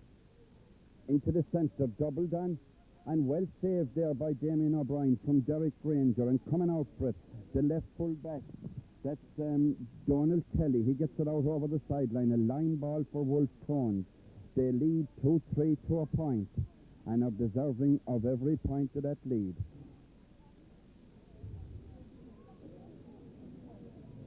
Raymond Divney with the line. Oh, that's a good line ball. Gets it over where John Markham misses it. But the ball, it breaks out to Tom Flanagan. He puts it on his stick, left-handed. Gets it down here. There are two Port Tomna lads. One of them is Keane. He gets it down where it's cut out there by Joe Malampy. He's beaten to it by the centre forward. That's Frank Canine for Port Tomna. There are two Canines, and then Jason Lennon sends in a huge clearance. Going out for it, Gregory Keane. He gets it into the centre, but the rangy centre back, Tom Farrell, gets it out. Port Tomna settling down a little better now, but the ball with Brendan Lyne. His attempted puck is locked down. He follows it, but the Port Tomna lad clears it down here. Sean Power under it, picks up a knock in the head, but he catches the ball and clears it like a veteran, setting up another Wolfe Tones attack. John Markham comes out for it, tries to get it up in his hand when he might have hit it along the ground, but he gets it out to Derek Granger, the diminutive little lad that I saw in a schools final. Most of these fellas, incidentally, I saw in last year's schools final. The rain now pelting down as Brendan Lyne gets it in there, and it comes back to Brendan Lyne. He gets it along the ground, down where Paul O'Rourke is going for it, and this fella gets it up, and it's cleared out by the cornerback. That's Pat Scally. He gets to the far side of the field. They're very near the sideline, and a good clearance there, equally well caught by Jason Lennon, with all the room in the world, and left-handed he sets up another Wolfe Tones attack. Going out for it, John Markham. He centres the ball back. Paul O'Rourke is intended for. O'Rourke hits it on the ground for a change. Gets it in where Raymond Divney is going for it. And the ball cleared once again by Tom Farrell out into the centre. Well blocked down by Kieran O'Neill to Derek Granger. He shows it to a would-be tackler. Comes inside and then right-handed sends it over. That's a good score for Derek Granger. 2-4 for Wolfe Tones. 1 point for Port Tomna.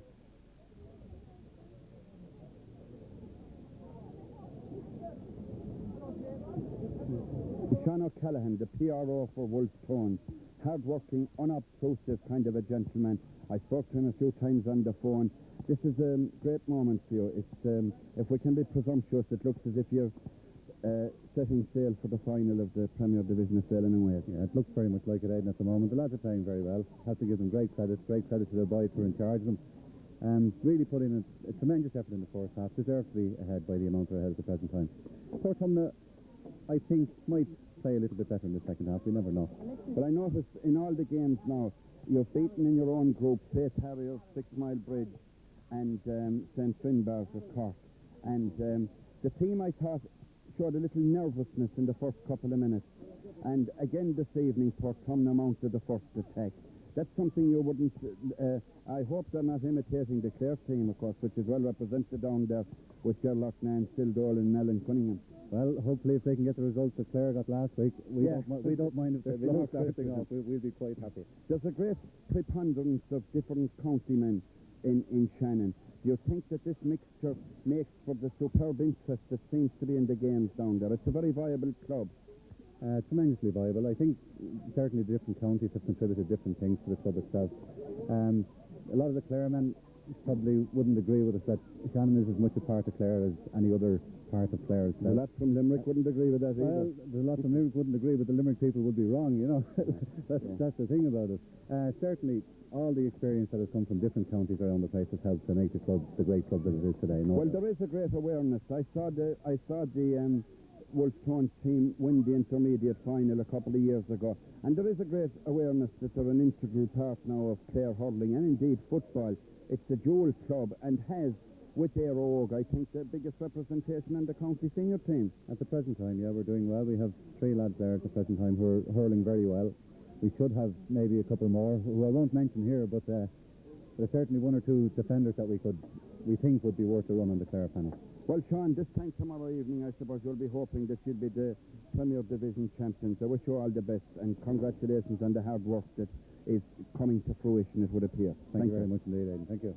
Second half is underway, the second last hurl before the big day tomorrow, and all these young lads very intent on making the grade. Derek Granger into the attack for Wolfe Tones, gets the ball into John Markham. He pulls there, and a third time, but Tom Flanagan gets the ball out. But there's Paul O'Rourke, the danger man for Wolfe Tones. This fella's a very confident operator. He looks towards the goal, drops it in, well blocked out there, and cleared by the number 7 for Portumna. Only as far as Paul O'Rourke again, gets it into Gregory Keane. He sends it left-handed to John Markham. This might well be a goal, yes. And John Markham opens the scoring in the second half. Now it's 5-4 to 2 points, and I think at this stage that the score is purely academic.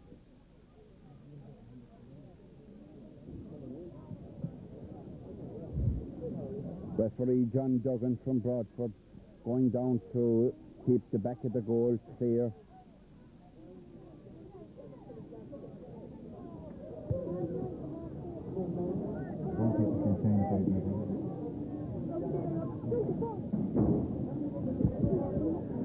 And there's been a change in goal for Portumna. It's Éanna Coleman that's in goal now for Derek O'Brien. The puck outreaches Jason Lennon.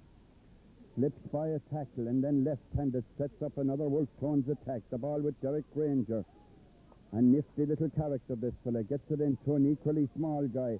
That's Gregory Keane. And into help is Evan Moore. It's cleared out a little bit, but Kieran O'Neill returns it.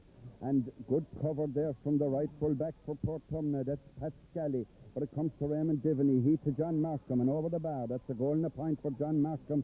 And the opening couple of minutes to the second half. As I said earlier, the score seems to be academic. There is no point in perpetuating what would look in hurling terms to be a kind of a crucifixion. So I leave the score as being Wolfe Tones well in command.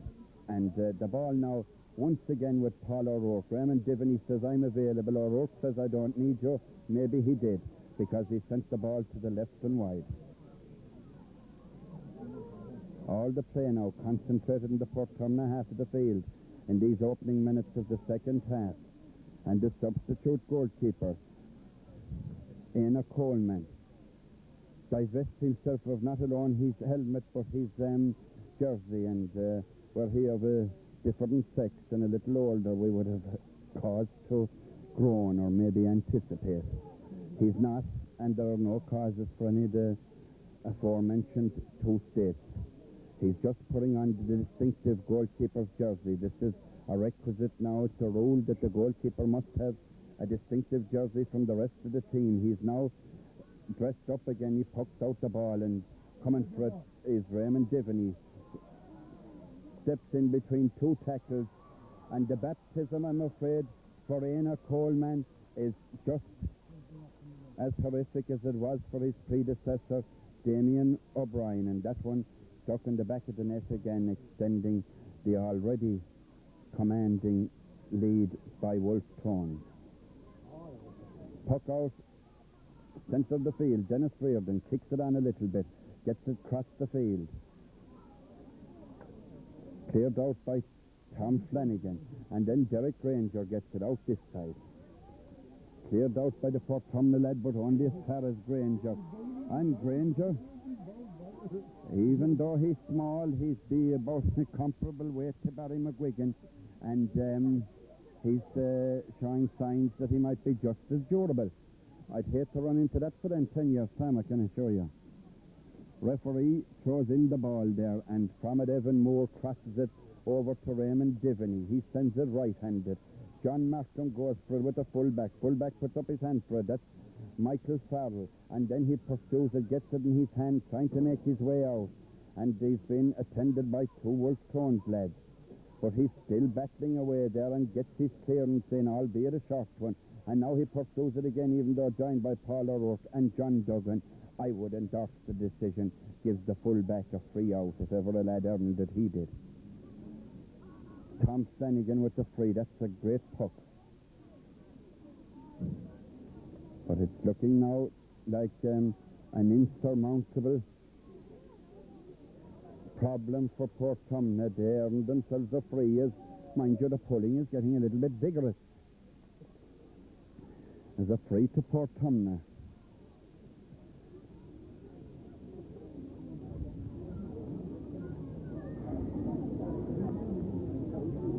Brian Murphy, left-handed, strikes it to the left and wide, and then now Jason Lennon goes for it. It breaks back there, where it's got by Sean Power. His attempted puck is blocked down. These young fellas are quite fearless. Jason Lennon, good at doubling on the ball on the ground. And John Duggan brings the semi-final of the Premier Division of Phelan and Wales to an end. A convincing win in the end for Wolfe Tones. They're going to be a tough nut to crack in the final. I think they await the winners of the representatives from Kilkenny and Tipperary. A final we hope to bring you the story of from Cusack Park tomorrow.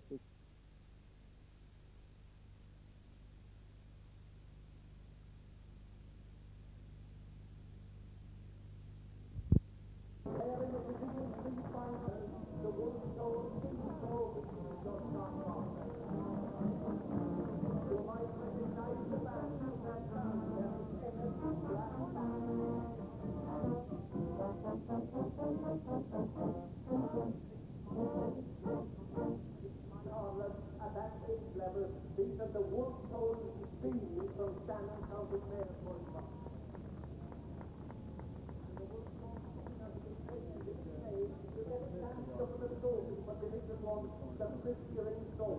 We're back to County Armagh, we're back to Katie, the St. Patrick Public Shop from Katie, County Armagh. Player Club, Rouen, the club of one of the greatest corners that I ever saw in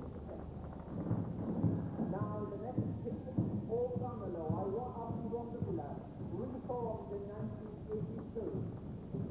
Where their task is at the moment. Somebody that looks like me holds Cusack on the left of the banner as I look at it. They say the column was made in politics long before the Gaelic Athletic Association came into existence. My man. People come to a place called Scarratt, no Undertown, Brownstown, Hoppington, Gladly upon the Moby Garden to the some unavailable that project from Moby of the Blueborn Beach. There's the Moby stuff, and they come a long way as well, possibly the longest journey of all the Moby Association. Others where is their own club from. And everything which are past the failure, they're doing well also in the hurling.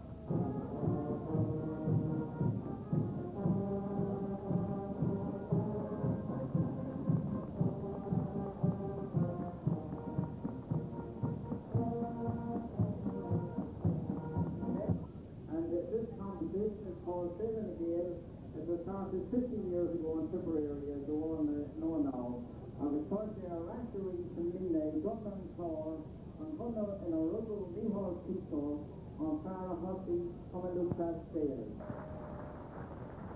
For all the boys and girls who played in Feile, we have one boy from Shannon, Ger Loughnane, who is going to say a word of thanks to His Excellency Dr. Patrick Hillary. It's really wrong, or down the north of Buffalo and the Colony and Charlotte Order. We're the Buffalo, a Colony, plus Will Tulin, a Galen Earl of Kinsale. It's more Braga of the Kentuckians and Huffington doing. To the Galen Earl, George, Carlon of the Innocent Stone. Inclusive for Tulin on the Children to Rescue, Mula, Yoga, of Town, Natura. Your presence, Mr. President, and attendance at this 16th annual Feile is a source of great encouragement, inspiration, and pride for all of us gathered here in Cusack Park, Ennis. From the Glens of Antrim to Kilmarnock and Kerry, and from Dublin to Portumna in Galway. Feile is a festival of youth focused on the game of hurling. It helps to bond communities, forges friendships, and provides us with a great opportunity to understand what our senior officials in the GAA are doing for us, the next generation. I thank them for giving of their free time to train us, to bring us to matches, and to help us grow up as responsible citizens of our country. You, Mr. President, by your attendance at this Feile, are motivating us, encouraging us, inspiring us, and leading us to grow and develop as responsible young people and to take our place as the leaders of tomorrow. So,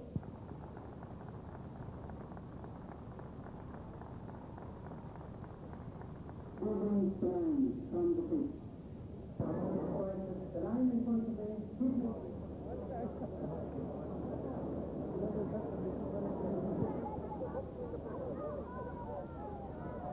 And as you join us, the Division 3 final has just been concluded. A victory for Carnew Emmett, the Wicklow representatives, over Ayr Oak from Ennis on a scoreline of 3-2. Strangely enough, no points scored by either side. And let me state at the outset that the laurels lie where they richly deserve to be. Carnew Emmett, they're the team who put out Wolfe Tones' second team. The Division 3 team, yes, they fell at the hands of the champions on a scoreline of 2 goals and 4 points to a goal yesterday afternoon. And now, while so many people and all the little boys on the panel for the B team play their hearts out, special mention must be made of the Galway-born James Cunningham, Sean Kelly, Jason Fitzgerald, and the wit of the team, the lad with the musical name, Alex Delgarno.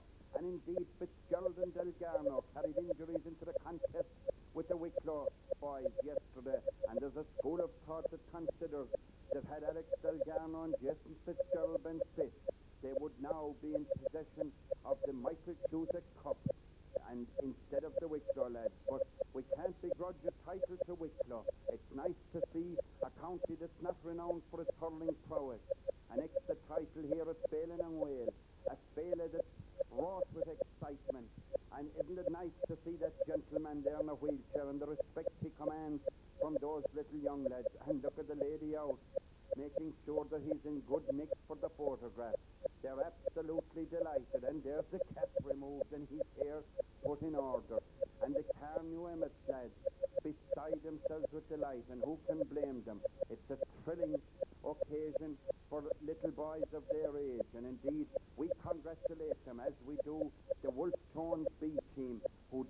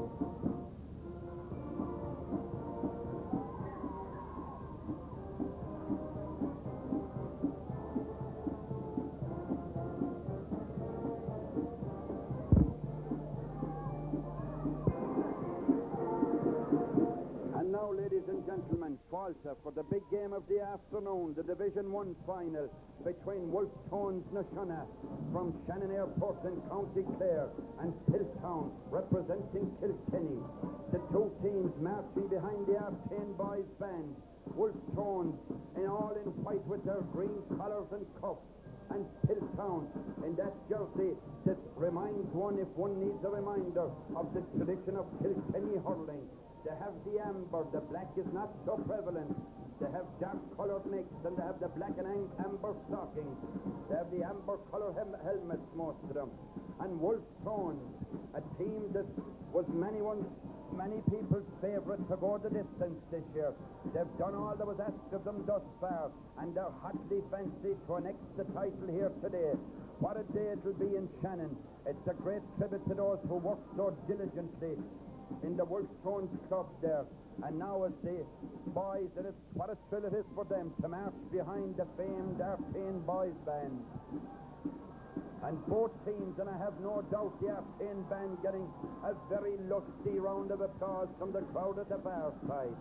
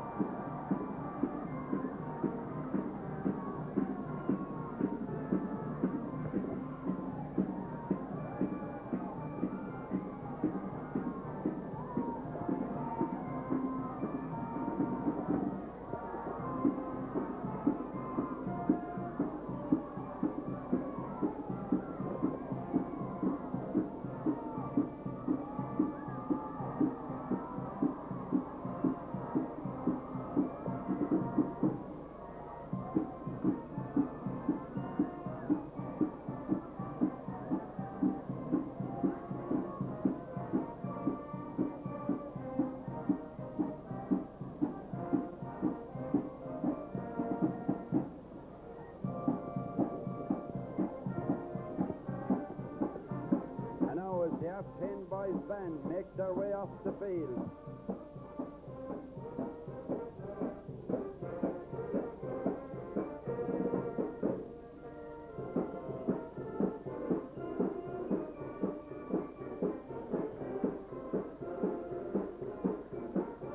The teams gather in the middle of the field. The Artane boys band down under us.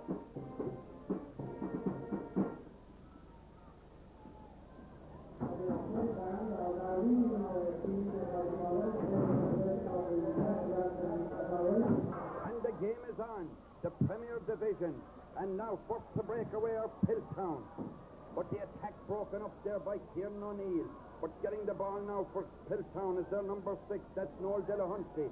Gets it in, Dennis Reardon puts up his stick for it, fails to hold on to it. It goes to the full forward, that's Liam Kenny. He gets the ball in, well cut out there by Sean Power. The ball cleared here near the sideline.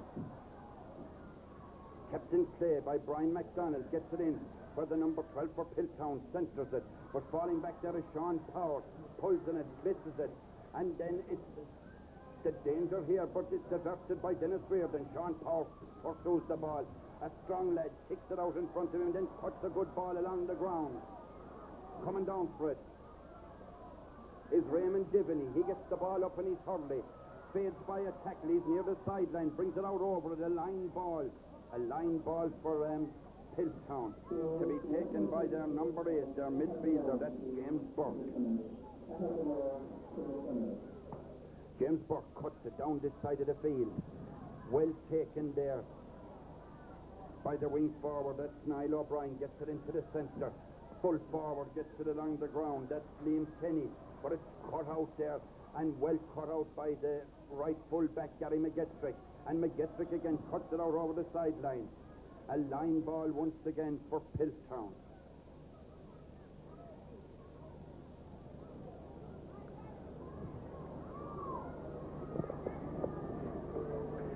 James Burke to take the line ball. He cuts it. Oh, that's a great cut. That's a great cut from James Burke. Over the far side of the field. Jason Lennon is in there. Oh, and the ball whizzed out over the end line and wide. That's a lucky let-off there for Wolfe Tones. As goalkeeper Sean Tracy retrieves the ball, which I'm sure Sean Power will puck out. Sean Power, that's a great puck. Far side of the field. Paul O'Rourke runs onto it. An exciting player, this fella flicks it along the ground into Evan Moore. He crosses it into Kieran O'Neill. And it goes back to Paul O'Rourke, or to Evan Moore. He misses it and then but gets the ball back to Kieran O'Neill. He comes infield. A good ball right down here into the corner. Coming down for it now. And getting it up in his hand is Gregory Keane. He gets it into the centre. This could be the opening score of the Division 1. No, it's hit out over the end line for a 65. A 65. Brian Commons, the Piltown keeper, turned that ball around to his left out over the end line. A 65 for Wolfe Tones. And Dennis Reardon, the captain of the team, is about to take it.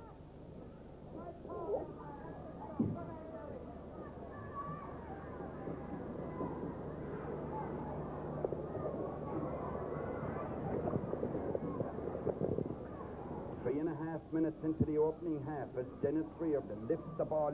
That's a great shot. Dropping it in, but has it gone? No, it's kept in play in there by Evan Moore. Good work in there, and the umpire signals that it's gone out over the end line and wide.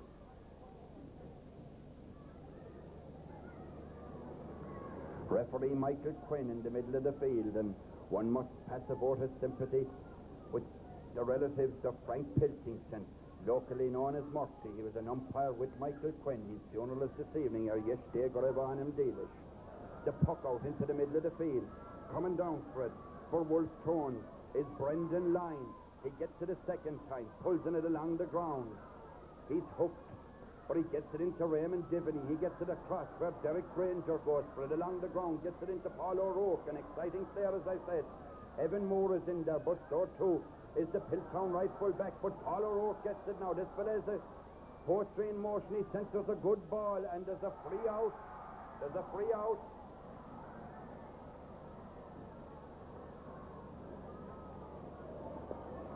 The ball is in the net, but the cheers are premature. A free out because Gregory Keane was in the square. Brendan Commons, the Piltown goalkeeper, puts the ball out, blocked down by Brendan Lyne. Oh, and then there's a Paul O'Rourke thoroughly being held there by centre half-back Noel Delahunty. And this is a free to Wolfe Tones. No score in the opening 5 minutes. And there's the opening score of the Division 1 game. A point from full forward John Markham. Wolfe Tones 1 point. No score yet for Piltown. But this has all the ingredients of being a classic encounter. Brian Common with the puck out. Gets it up into the middle. Brendan Lyne is there. It goes back to Brendan Lyne from Kieran O'Neill. He gets the ball into the corner. Evan Moore doubles on it. Gets it across the field. There are two Shannon lads going for it. One of them is Raymond Divney. He gets the ball in. Well dealt with by Brendan Common. Gregory Keane just beaten to the pull there, and the ball gone out over the end line at the expense of a 65.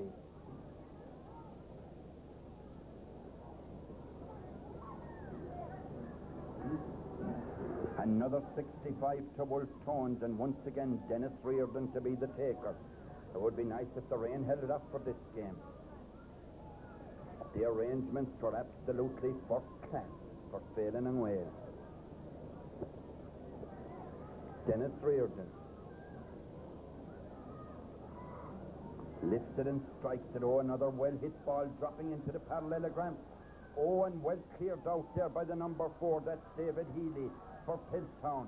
Returned by Derek Granger, and Evan Moore pulls in it left-handed out over the end line and wide. I don't know what he was trying to achieve there. Maybe he was trying to put the ball into an open space. Went out over the end line and wide. Brendan Common, curiously enough, wearing the bottom of his tracksuit. The puck out, up into the middle. Brendan Lyne bats it down. He's joined by Kieran O'Neill. He gets it into Derek Granger. Granger gets it up in his hand, comes in field, and then sends in a good ball. John Markham is under it. It breaks out to Ray Diviney. He sends in a low ball and into the back of the net. That's a good goal from Ray Diviney. The ball blocked down in the middle of the field by Brendan Lyne. Kieran O'Neill nudged it on to Derek Granger. He sent it to John Markham. He flicked it out to Ray Diviney and into the back of the net. A goal for Wolfe Tones. They lead a goal and a point. Piltown have yet to open their account. Not a good puck out from Brendan Common now. And Wolfe Tones really settling in now as Paul O'Rourke gets the ball, flicks it inside, gets it up in his hand, and then right foot-handed hits the ball in. John Markham flicks it on to Evan Moore. He's going through and then pulls in it. Good work there by the Piltown full-back. That's John Butler. Gets it out and then along the ground gets it out here to James Burke. He's beaten to it by Kieran O'Neill, playing well in the opening stages. Gets the ball in. Well dealt with there by the right full-back. That's Eamon Kern. And the ball now with Brendan Lyne. He strikes it left-handed. Well cut out by the corner-back. And well doubled on by John Markham and sent over the bar. That's a good score from the Wolfe Tones full forward, John Markham. A goal and 2 points for Wolfe Tones.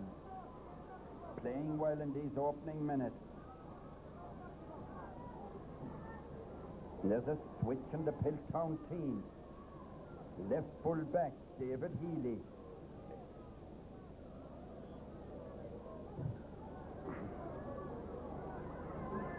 It's being replaced by the number 13, Kieran O'Brien. Piltown now on the attack. They're full forward. Liam Kenny with the ball. Kicks it on in front of him. He's dispossessed.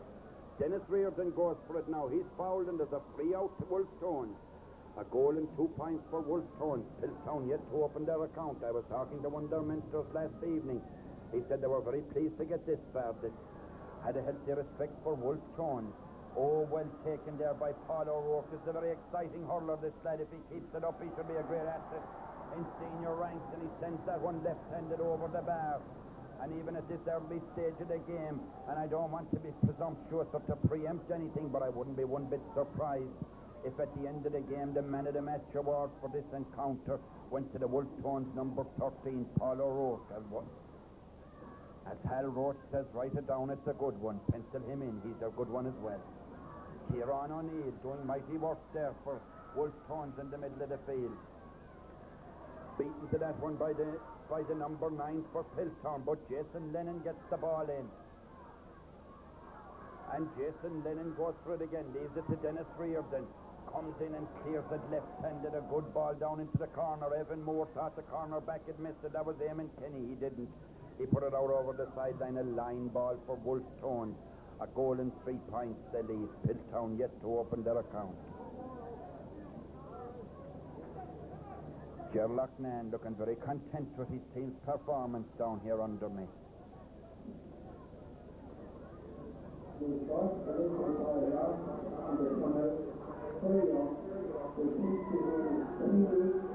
That's a good line ball, goes off Raymond Diviney's hand, but as far as John Markham, he tops the shot and well cleared out by the corner back, young Kenny. Once again, John Markham gets the clearance and right-handed sends it over the bar. That's the second point of the afternoon for full forward John Markham. A goal and 4 points flashed up on the electronic scoreboard, expertly handled by Joe Mungavin. The puck out by Brendan Common.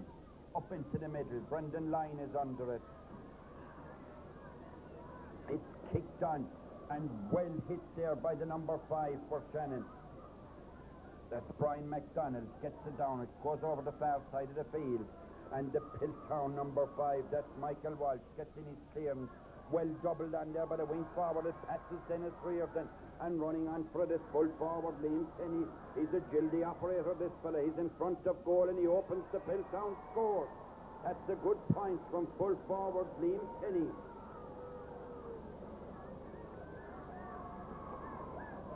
A goal and 4 points for Wolfe Tones. 1 point for Piltown. Oh, Brian McDonald, well spotted by Sean Power with the puck out, and McDonald says thank you and sets up another attack. Going for it is Gregory Keane. Gets the ball. Oh, a lovely crafty ball out there from Gregory Keane as far as Ray Diviney. He gets it in. Well blocked out for only as far as Gregory Keane. He hand passes the ball into John Markham. puts down his hand for it, doesn't get it up. Brendan Common gets it. Evan Moore is in there, and the ball cleared out where Evan Moore turns it back in again. The ball is cleared out where Brendan Lyne picks it up, puts it on his stick, and left-handed sends it in again. There are 3 Piltown lads there. One of them clears it out into the middle of the field. Coming over for it is Jason Lennon.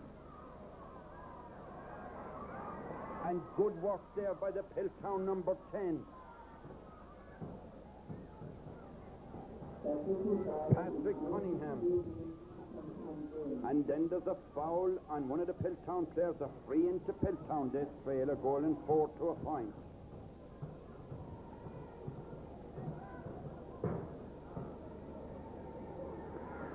Coming down to take it is Noel Delahunty.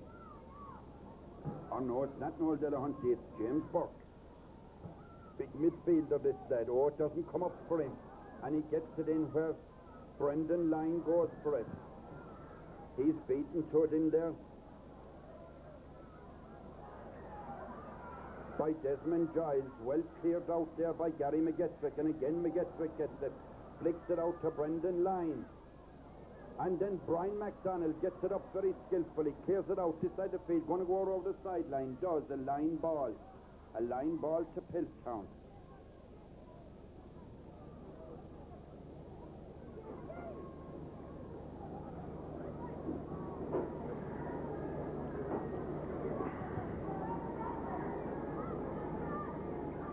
A line ball to Piltown to be taken by Niall O'Brien. He swings his hurley around as if it was a windmill. Gets the ball over there where it's well blocked out there by Sean Power to Brendan Lyne, and that's a great delivery from Lyne. And picked up once again by Paul O'Rourke. Gets the ball up on his stick. And then a second time he caught it twice. He sent it over the bar, but the whistle had gone. A free out for Piltown.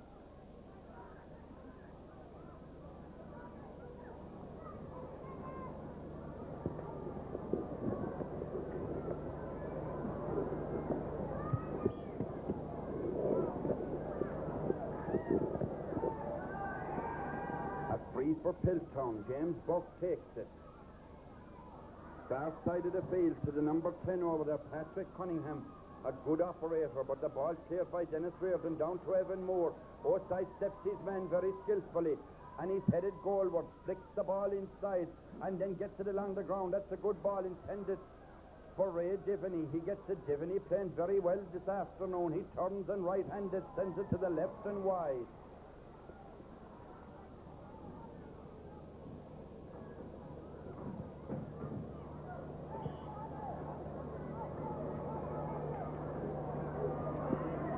Out from Brendan Common. Derek Granger out there foraging for it. The ball comes into the centre. Coming down for it, Jason Lennon. He's a grandson of Mick Mackey's, but if you were told that Joko Ono was his mother with that name, you'd believe it faster than you would that the late Mick Mackey was his grandfather. The ball in the centre now and sent over the bar by Kieran O'Neill. Another point for Wolfe Tones, scored this time by their number 9, Kieran O'Neill. 1-5 to a point. Brendan Common once again with the puck out.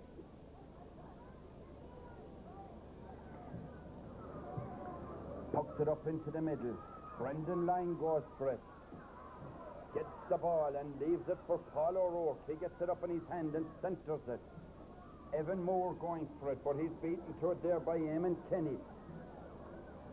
The ball now with Kieran O'Neill once again. Gets it up in his hand, right hand. Oh, he's well blocked down there, but gets it along the ground, running onto it. Is Ray Divney. He sends it in. It might, it's kept in play well. Owen right across the face of the goal. Well turned out there, but the danger not yet averted. Gregory Keane gets it into John Markham, and this might be another goal. No. It's deflected for a 65. Deflected out over the end line. A 65 for Wolfe Tones. Dennis Reardon, their skipper, once again to take it.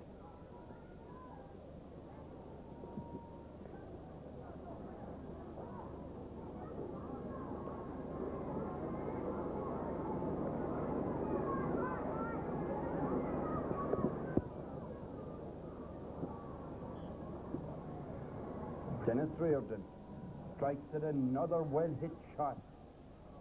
Blocked down. John Markham was in there. But so too is James Burke. That's a good hurler, that lad. Gets the ball out over the far side. Out over the sideline. A line ball for Wolfe Tones.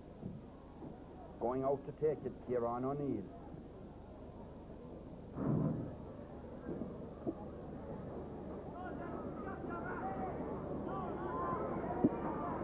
Kieran O'Neill, right-handed, cuts it along the ground. Paul O'Rourke gets it up in his stick, and he intended to flick it out there, over-embellishing the work there a little, I thought. But Brendan Lyne retrieves the situation, and now the ball with Kieran O'Neill. He gets it along the ground, well cut out there. And Brendan Lyne comes to it. He's beaten. Oh, and then a rather wild pull there on Dennis Reardon by Liam Kenny, and Michael Quinn points the finger at him and says, be careful. As Dennis Reardon himself prepares to take the free, he lifts it and strikes it, a good ball right into the middle.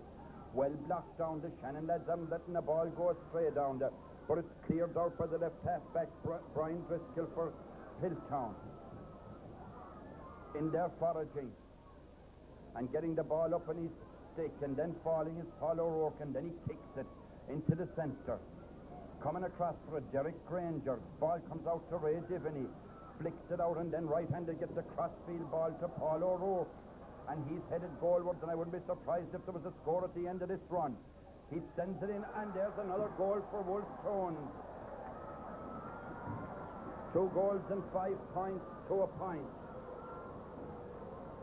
And mind you, nobody can say that Piltown are playing badly, but they're up against an exceptionally good under-14 team in Wolfe Tones.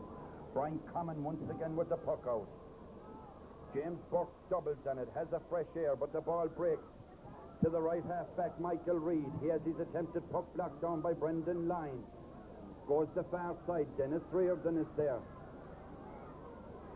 And he's penalised for a foul on right half-forward Patrick Cunningham. A free to Piltown. James Burke coming down to take it.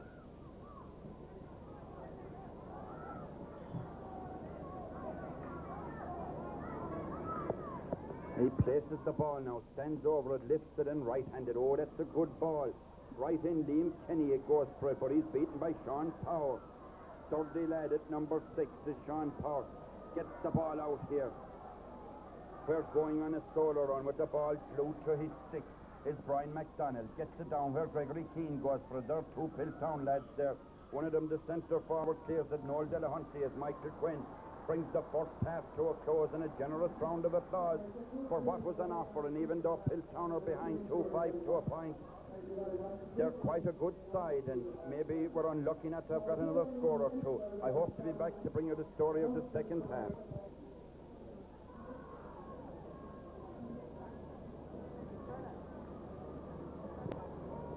Minutes away from Premier Division honours as Wolfe Tones first to break away with Kieran O'Neill. Gets the ball the far side to Gregory Keane. A ball cut out there by Noel Delahunty. Jason Lennon puts up his hand for it. Ball's out of it. Liam Kenny gets it in a little bit. Coming down for it, Gary McGettrick. That's a good clearance from McGettrick. Down the side of the field. Liam Kenny goes for Piltown. Kicks it on in front of him. Dennis Reardon not as effective as I know he can be. Some of these fellas could be tiring. Ball poked in and well cut out there by John Malomsky. Gary McGettrick is there. Oh, the ball right in front of the goalkeeper, and that's a good save from Sean Tracy. And still kept out, and I was going to say that maybe there'd be a goal for against Wolfe Tones. I haven't seen one scored all the weekend. And well saved in there by Sean Power, and then finished to the net by Piltown. I suppose that pressure had to yield a goal. 2-5 to 1-1, and now the game that was a foregone conclusion is taken light. John Malomsky carrying a leg there as the ball is pucked out far side of the field. Ray Divney in possession, centres a good ball, and can Wolfe Tones now come back with a quick reply. Ball down this side. Dennis Reardon beaten to it, but in there is Brendan Lyne. That's a good ground ball far side the field. Derek Granger going for it. Pulls beaten to the pull. Patrick Cunningham for Piltown. That's a great ball from a little lad. But in there is Sean Power. He flicks it out to Jason Lennon. Lennon beats his man to the pull, gets the ball down to Kieran O'Neill. And now Kieran O'Neill comes again, gets it along the ground, down to Dennis Reardon. He's beaten again by Patrick Cunningham, gets the ball the far side. Brian McDonald, then Gary McGettrick. McGettrick gets it out to McDonald. McDonald pulls on it, the far side of the field. Piltown coming a little more into the game now. Far more into the game as the ball is tucked in. John Malampy puts up his stick for it, but Sean Power falling back. Clears it out to Jason Lennon. He attempts to pick it up when he might have cleared it along the ground. He's beaten. And then the ball is cleared out by John Malampy out over the sideline. A line ball for Piltown to be taken by their midfielder, James Burke.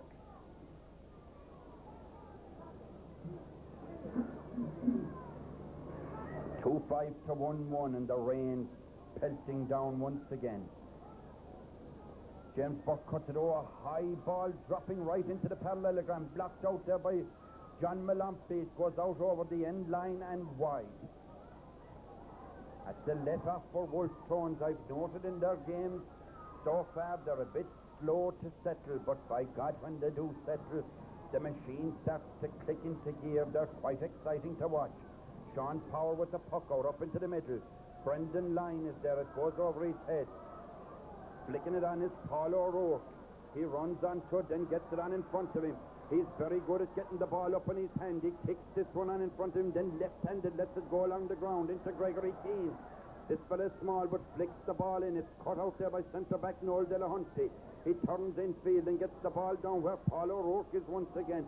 Kicks it out to make space for himself. Gets it up in his hand. The ground is a bit slippy now. Centres a good ball. Well caught there by Evan Moore.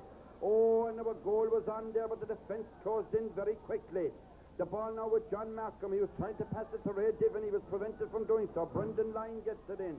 But there, falling back for it, is the right full back. He only gets it to Derek Granger. Granger gets it in a little bit. He's getting assistance now from Evan Moore. And then there's Paul O'Rourke once again, the ball up on his stick, and left-handed. His centres had well doubled on there by the right full-back Eamon Kenny for Piltown. The ball breaks out to Brendan Lyne. A good ball along the ground, but to the right and wide.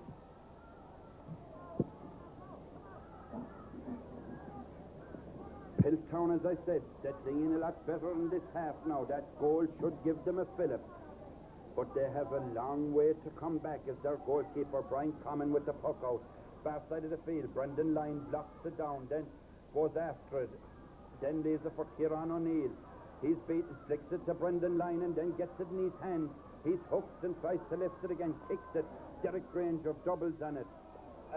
Paul O'Rourke slips. Derek Granger going for it once again. He's beaten to it there by right half-back. That's Michael Walsh. Still foraging, gets the ball out to James Burke, a good hurler. Jason Lennon misses it. The ball now, Sean Power, and out comes Gary McGettrick, cuts a good ball along the ground, but James Burke goes for it, but Derek Granger is there. Gets it infield, coming down for it, Noel Delahunty. Or not Noel Delahunty, it's the number 12, the wing forward, puts the ball in his stick, he's careering right through. And then flicks the ball infield, the big full forward, Liam Kenny goes for it, he's beaten by Brian McDonald. And he wins the race out for it, gets it up in his hand, and then right-handed sends a high, long ball going to drop there between John Mack or Gregory Keane. He kicks it on in front of him. He's very small, this fella, but very nifty. Kicks it again, and then the goalkeeper comes out. This could be dangerous. And Gregory Keane sends it into the back of the net. That's a good goal from the little right full forward, Gregory Keane.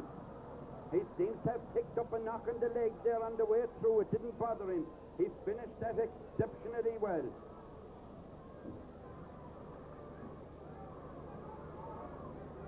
The puck out. Brian McDonald leaves it for Ray Divney. Trying to get it up in his hand. James Burke is there, and he's a nifty performer for Piltown. And the ball now with Brian McDonald. They're full of confidence, these Wolfe Tones lads. Gets it across to Derek Granger. And, he flicks it inside to Paul O'Rourke. Very cleverly done. Paul loses it, though. And the ball cleared down here to Patrick Cunningham. Coming in for it is the other wing forward. He puts it on his stick now. He's headed goalward. That's good play by Niall O'Brien now. Still headed goalwards. And coming out is Sean Power. I'd say he'll win this clash. He does. The ball now with Michael Walsh. He hand passes it in. Well caught there by the centre forward and sent over the bar. That's a good score. That's a good score from Brian Beardsley. Sean Power with the puck out. 3-5 to 1-2. Bar side of the field. Double done by Brian MacDonald. But there's no one there but Noel Delahunty. He gets a good clearance down into the centre. Jason Lennon misses it. Not as good as he has been in other games. The ball breaks now to Liam Kenny. He's headed goalwards. This is a good player. He gets the ball now and it falls off his stick. Jason Lennon never gave up the chase. But he fouls Liam Kenny. There's a free in. Michael Quinn blows for a free. Liam Kenny bowled over. But now is it going to be a throw-in? Was there a bit of retaliation there from Liam Kenny? Yes, the ball is going to be thrown in between two of them. These lads getting tired now. This is their 5th match since Friday night. Brendan Lyne penalised for pulling in both directions. A free to Piltown. They trail 3-5 to 1-2. And Wolfe Tones wouldn't want in any way to become complacent. James Burke. Oh, he steps back even though he's 25 yards out. He's going to go for a goal. He strikes it low and it would have gone to the left and wide, but it was kept in play over there by Sean Power. The danger not averted as Kenny pulls on it again and sends it into the back of the net. That's a goal for Piltown, scored by Liam Kenny. I was saying that Wolfe Tones wouldn't want to get too complacent, and there's the reply to complacency. 3-5 to 2-2. The ball pucked out far side of the field. Ray Divney goes for it. Beaten by James Burke. But in there is Brian MacDonald. He gets the ball out over the sideline. Far side of the field. The line ball for Piltown. 10 minutes gone. 10 minutes left. 3-5 for Wolfe Tones. 2-2 for Piltown. There's only 2 goals between the sides. Oh, that's a great cut from James Burke. Oh, and there's an injury there. An injury to Liam Kenny. And there's a free into Piltown. Oh, and let's hope that the injury isn't too serious. He's stretched on the ground. This is a fine hurler, this lad.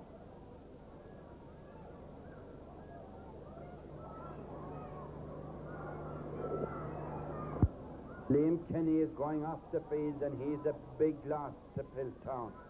James Burke with the free, drops it in. Sean Power tries to get it out. And there's another goal. No. Yes. There's another goal for Piltown. Sean Tracy saved it. I think the umpires are going into consultation and the referee is going in. It looked as if Michael Reid was in the square. Yes, it's a free out. It's a free out. The goal is disallowed. 3-5 to 2-2. The scoreboard has to be changed, and it's done very promptly as Brian MacDonald goes for the ball, but not with the same vigour as James Burke. He's headed goalwards now. And Liam Kenny, I see, back on the field as James Burke has the ball now. He might be penalised, but he gets it in. And now Liam Kenny goes for it. But Jason Lennon gets it out. Good work there by Lennon. And now the ball with John Malompi. He clears it out. Paul O'Rourke goes for it. And coming out for it now is Brendan Lyne. And Michael Walsh got it there. Down into the corner. The ball centred now, and Piltown coming right bang into this game again. A good centre from Michael Reid, blocked out by Sean Power, and it's gone into the net this time. And the referee is going in again. Now that goal is being allowed. And now it's 3-5 to 3-2. Sean Power with the puck out. And John Markham coming out from his full forward position. Gets the ball, he falls, and then hand passes it down to Derek Granger. He's beaten, but the ball comes into Brendan Lyne. He gets it over here where Derek Granger gets it again. Centres it into Gregory Keane, running onto this Ray Divney. Oh, he's beaten to the pull there. A good clearance by Eamon Kenny. Reaches John Markham, Desperate capable of scoring a point from there. He hits it in low. Blocked down by a Piltown lad. No help there for John Markham as the number 7, Brian, gets the ball out into the centre. Going for it now is Michael Walsh. He's careering down the far side. He's leaving Brian MacDonald in his wake. Gary McGettrick comes out to meet him and dispossess him. Good work there by McGettrick. Gets the ball up in his hand and clears to the far side of the field. There's only 3 points between the sides now. James Burke is over there, but there's two Wolfe Tones players. One of them is Kieran O'Neill. Gets the ball into the centre. Paul O'Rourke now puts it on his hurley, and now he's going to display his wares, this lad. Headed goalwards and then left-handed, strikes it high but to the left and wide. 3-5 to 3-2. The excitement mounting now. And what looked like a romp for Wolfe Tones is now suddenly becoming quite urgent. Brian Common with the puck out.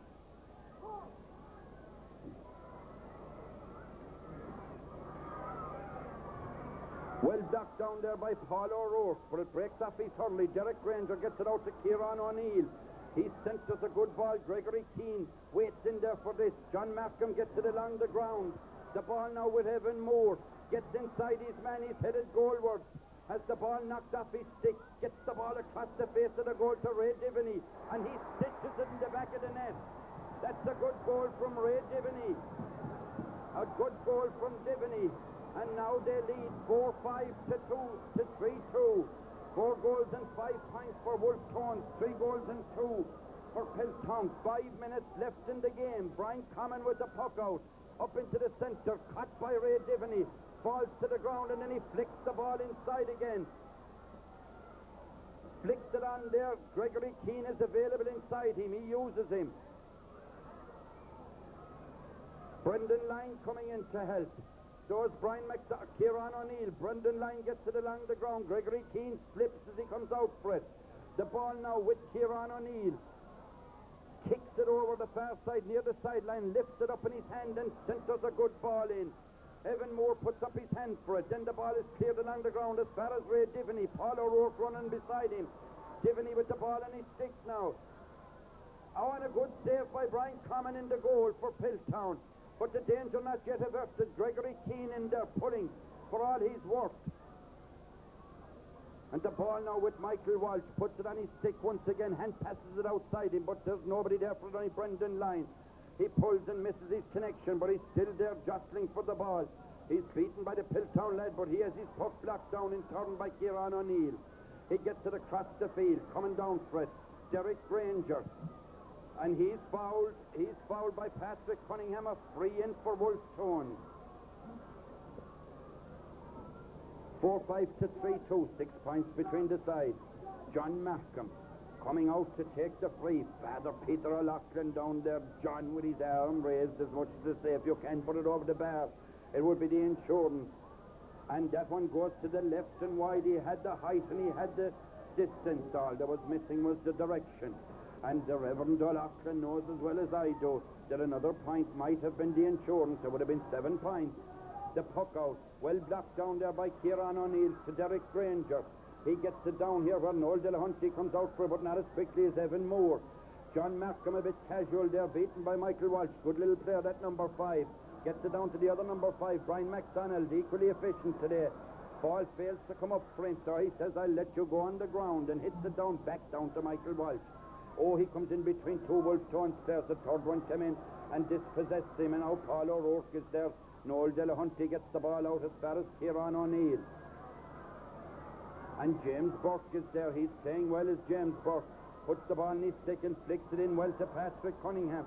Kieran O'Neill back there to break up that particular party. Gets it along the ground. And in there is Derek Granger. Tough little lad, this fella. Earns himself another free. That's 2 valuable frees that Derek Granger has earned there. Michael Quinn looks at his watch. The referee. I look at mine. 3 minutes left in the Premier Division between Wolfe Tones, Sionna and Piltown of Kilkenny. Brian MacDonald with the free. Oh, that's a good ball, a high dropping ball right in there. Up they go for it. Paul O'Rourke pulls on it and sends it into the back of the net. That's a good goal from O'Rourke. And now one can say with a fair degree of certainty that Wolfe Tones na Sionna will win Division 1A. A Feile and Whale for Nadia Gupta O'Shea. The ball puffed out. Breaks from Brendan Line to Derek Granger. Puts the ball on his stick. He's being attended there by the other number 12. And he's dispossessed, but the ball comes to Kieran O'Neill. Paul O'Rourke calling for a pass. The call was heard, but Michael Walsh intercepted. And now Kieran O'Neill gets it and beats another Kilkenny lad, the number 9 for Kilkenny. That's Des Giles. Gets it in where Brendan Line gets it. Coming down for it is John Markham. They have an extra man here. Oh, Markham, I thought, picked that off the ground. Maybe he didn't. But he gets the ball into Gregory Keane, and there's his puck well blocked down by the goalkeeper. The ball now comes across where it's well cleared out there. Comes to Evan Moore. He centres it. And the ball cleared out to James Burke. Oh, he doubles on it well over the far side. Two Wolfe Tones lads going for it. One of them is Brian MacDonald. And to give Piltown their due, their heads are still held high, even though the climb now is probably impossible. Ray Divney, who stretched Wolfe Tones' lead to 2 goals at a very crucial stage when they needed it, pulls one-handed there and fouls Michael Walsh. A free out to Piltown, 5-5 to 3-2. Just a minute left in the game.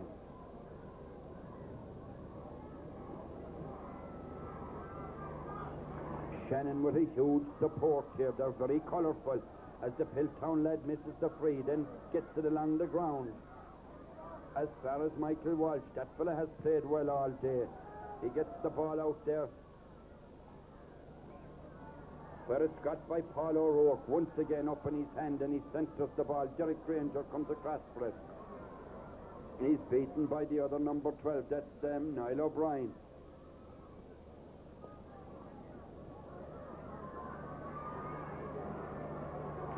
Kieran O'Neill, hooked by James Burke. O'Neill is back there fighting and gets the ball to Brendan Line, up in his hand, going on a solo run, and passes the ball intended for Derek Granger. Doesn't reach him. It comes to James Burke. He's tackled. Oh, and he fouls Kieran O'Neill there. He fouls Kieran O'Neill there, and that's... O'Neill is back on his feet quickly. Michael Quinn having a word with James Burke, and that's rather a pity because James Burke is quite an accomplished performer. A free to Wolfe Tones. I'd say this could well be the last piece of action in the Division 1A of Feile and Wales. The Premier Division. Great credit to all those connected with the Wolfe Tones club and teams in Shannon. The puck taken by Kieran O'Neill. Not a very good one, but it's purely academic now. Derek Granger gets it into the centre. Going for it. And getting it is Ray Divney and sends it over the bar. That's a nice piece of hurling. 5-6 to 3-2. Generous round of applause for that effort from Divney. Playing by far the best game that I've seen him play in this tournament. And Michael Quinn brings it to a close. And Shannon Wolfe Tones absolutely delighted with themselves. Father Mickey McNamara going out there. He's in Shannon as well, and his influence is very much to the fore here, as indeed is that of Ger Loughnane. Great credit due to the whole lot of them down there, and we hope to get down to their dressing room for what should be a jubilant scene.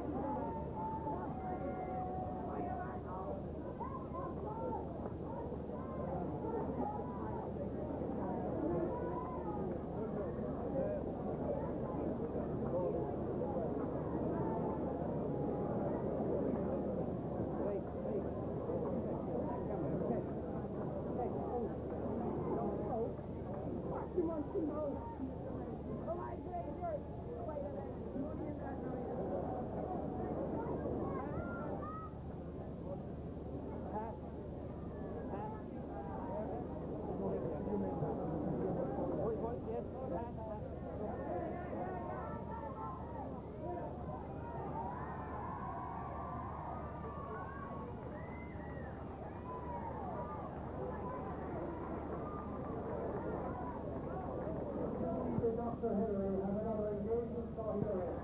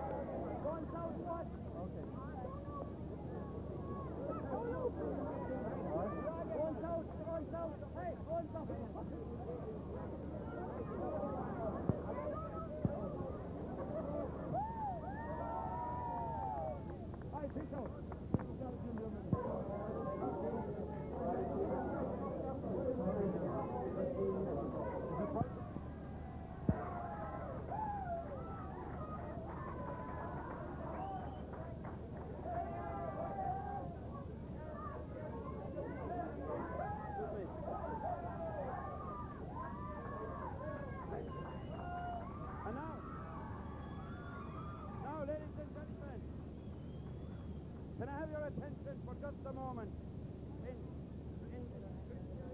In the bedlam that's the Wolfe Tones dressing room, there's so many people to be congratulated. If I can have here, first of all, the captain, Dennis Reardon.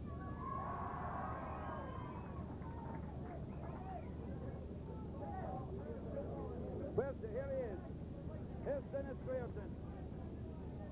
Where's the trophy? You may have the trophy. Nearly as big as yourself. Here. Well done. 3 cheers for Wolfe Tones.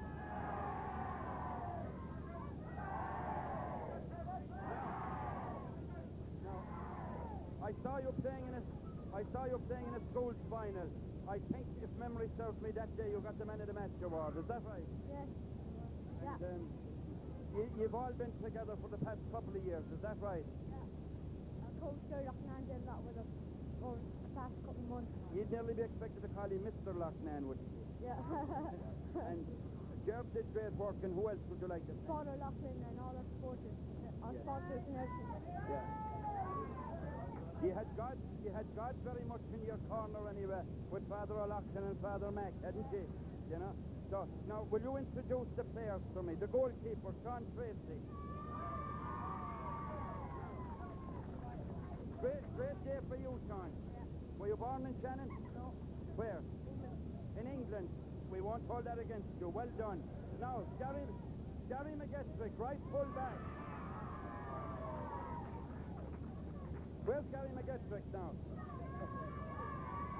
Now, where are you from, Gary? I'm from Belfast.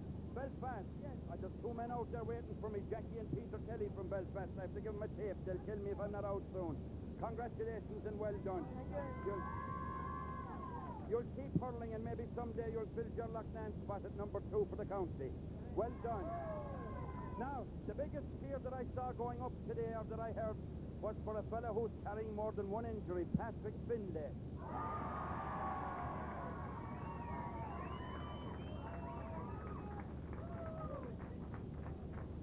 Well, if you you're not from Belfast. You look as if you should be. Tell me.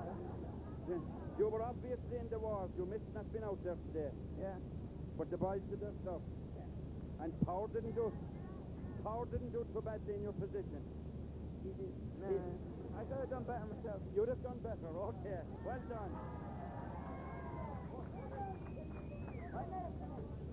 Now, if we can have Sean Power.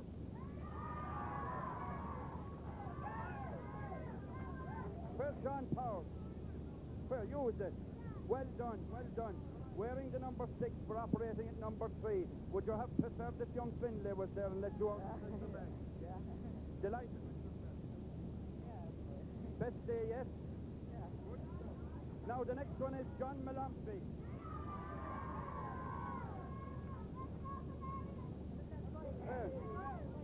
I had difficulty with your name, but I remembered you playing in the school's final as well, isn't that right? Yeah. And where you weren't cornerback that day, where were you? I was wing back. Wing back. Great day for you. Yeah. Well done. Next one is Brian McDonald. Good lad. I hope you didn't have the glasses on out there, did you? Because you didn't need them. You played pretty well there as right half-back. Great day for you. That's the boy. Well done. The next one is, who was centre-back? Dennis was centre-back, wasn't he? And left half-back is Jason Lennon.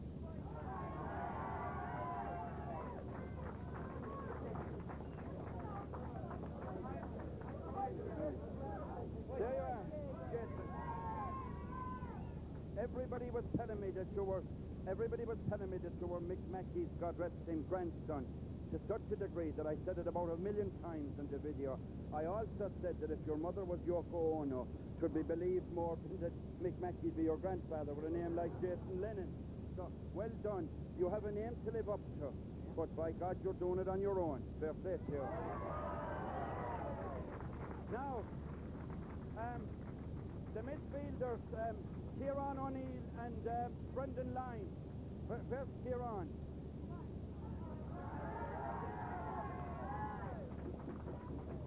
I thought it was among your better games. Were you pleased yourself? Yeah, sorry.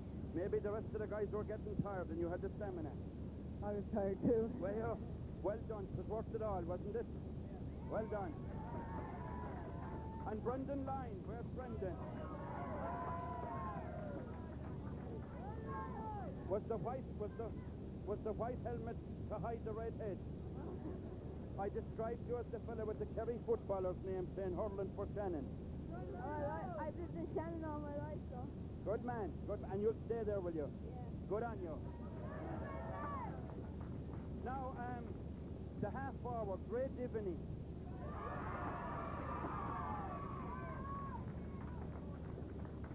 I said that I thought they were getting a bit cocky and they were only a goal up when you nearly burst the rigging. That was the goal that really set them on their way. Your best game without shadow of doubt. Yes, very. Quite right. Yeah. You're pleased with yourself. Well done. Now, the successor to Barry McGuigan, where is he? Derek Granger.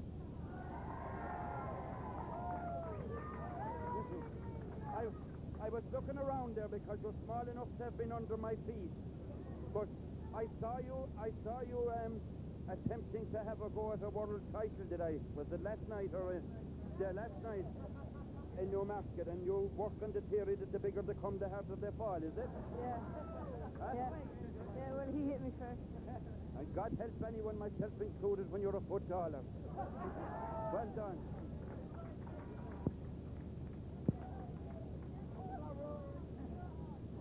Oh, Paul O'Rourke.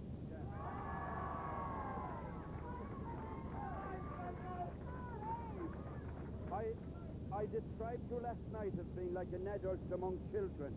Your hurling is very mature, so much so that Alan Cunningham and Still Dolan better be looking to their laurels.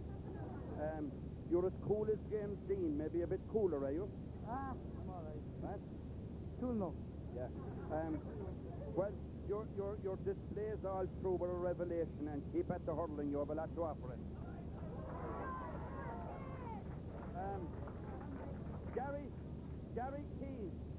or Gregory King. Well done. What age are you, or is that a personal question? 13. Well, fair play to you. You got your little goal again today, didn't you? Yeah. Poaching in around the other corner of the square. Fair play to you. You'll be as cute as Tony Nealon as a corner forward. Well done. Now, John Markham, the full forward. Where's John Markham?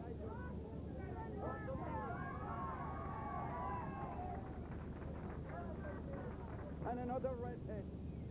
I hope Maureen O'Hara was only passing through Shannon that time.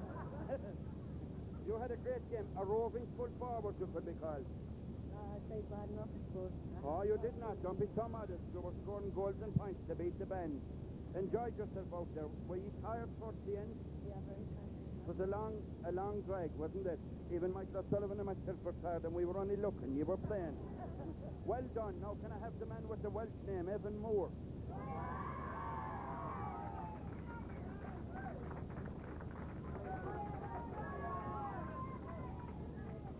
Well done, Evan.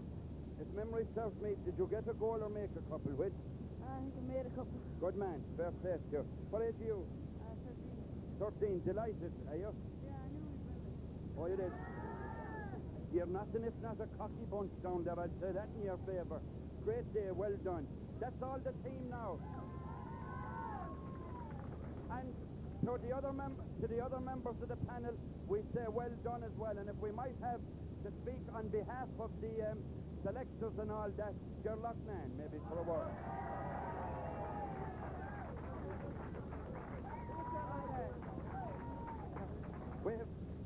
We have spoken before, and judging from that round of applause, you're nearly as well known as myself lately. Well, that'll be very hard for me now, Todd. Great. You said to me the other evening, and you said it with a sincerity that I wouldn't question, that the 2 league medals you have that didn't mean as much to you as if Wolfe Tones won Failing in Wales. Well, I'll tell you, we were in Galway 4 years ago, and we were beaten in the final of Failing in Wales. And I said that evening that sometime within the next 10 years we get a team that will come back and win. And today we came back, and luckily enough we were faced with Kilkenny again. We beat them by 3 goals, and they beat us by just about 3 goals 4 years ago. So I couldn't get more satisfaction from anything in my hurling career than I got from winning today.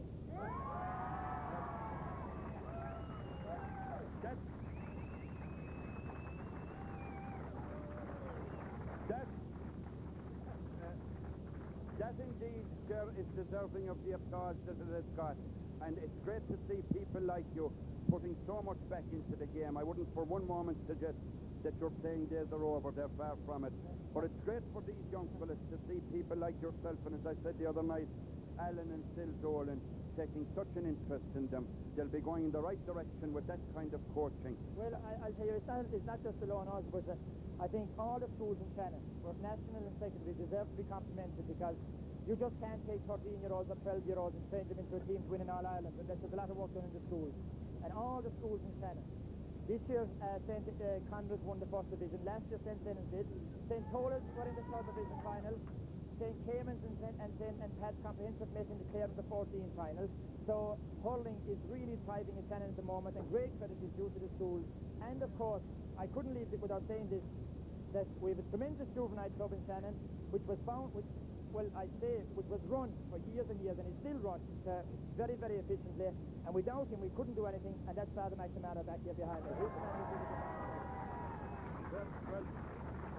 Well, Ger, thank you very much. And if I might finish up, if I could have the 2 reverend gentlemen, Father McNamara and Father Loughnane, with the chairman of the club, Mike Shinner.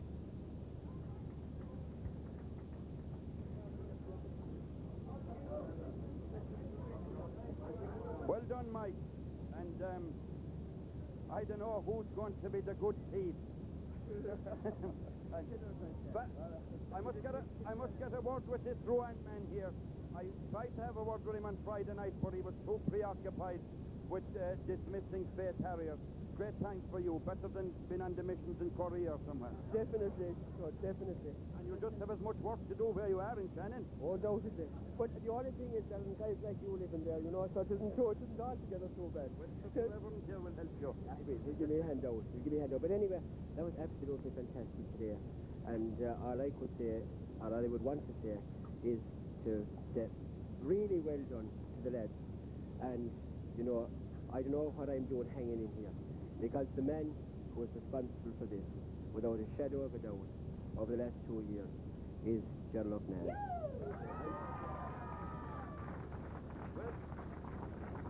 And as you said, as you said, the fantastic backing and work that has been done by the Juvenile Committee as part of the Wolfe Tones Club over the last number of years.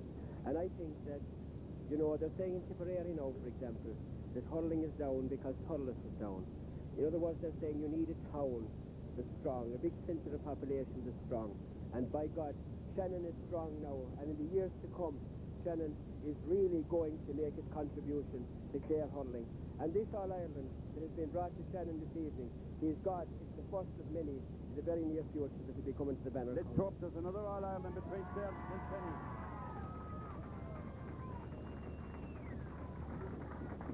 Now, the next man that I'm having a few words with, we've spoken in victory and defeat on other platforms and all that. I know he was described, and if I was searching all night for a word to describe him, I couldn't have come up with a better one. You were described to me as a very sensible man. That's not very no, Mr. No, that's how you were described. I would agree with the description. You're delighted. Thrilled. I'd say the greatest moment in my life, because for years we've been struggling. Somebody reminded me that even 7 or 8 years ago we'd go out to Newmarket and be annihilated, by the bridge, annihilated. But now we're not alone the best in Clare at 14, but we're the best in Ireland.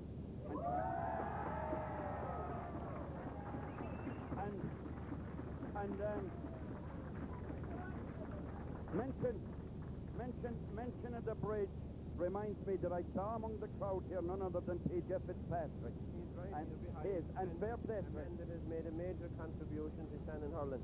Ger mentioned the contribution of the schools, and PJ, Ger, Sean here, you could mention a whole lot of people, and we were just in a sense reaping the benefits of what they were doing in the schools, and we appreciate the efforts that they've made. We're glad that we picked up the tab and maybe built on what they have given. But I think, as Father Peter said, the main thing now is that the leadership that we have shown in winning this All-Ireland Day, we beat Kilkenny in an All-Ireland final, that we will have a contribution to make to Clare hurling, and I just hope that I live to see, and that it won't be very long until Clare bring an All-Ireland, a senior All-Ireland, back after a long wait, and I think that we'll have a contribution to make. We have 3 members of the panel, important members of the panel, Alan, Sil and Ger, and maybe this year we're going to beat Cork, but certainly Shannon will have a contribution to make. We have no inhibitions about the past or anything like that, and we'll have a contribution to make when Clare will win that All-Ireland. Thank you, Father.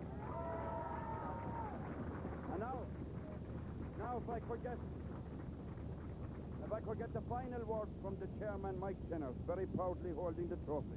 I am indeed. It's a great honour to be chairman of Wolfe Tones this evening. My voice nearly gone, I think, for the last hour, but being chairman of Wolfe Tones is an honour any time. It's a tremendous club, and it's tremendous people revolved around the club.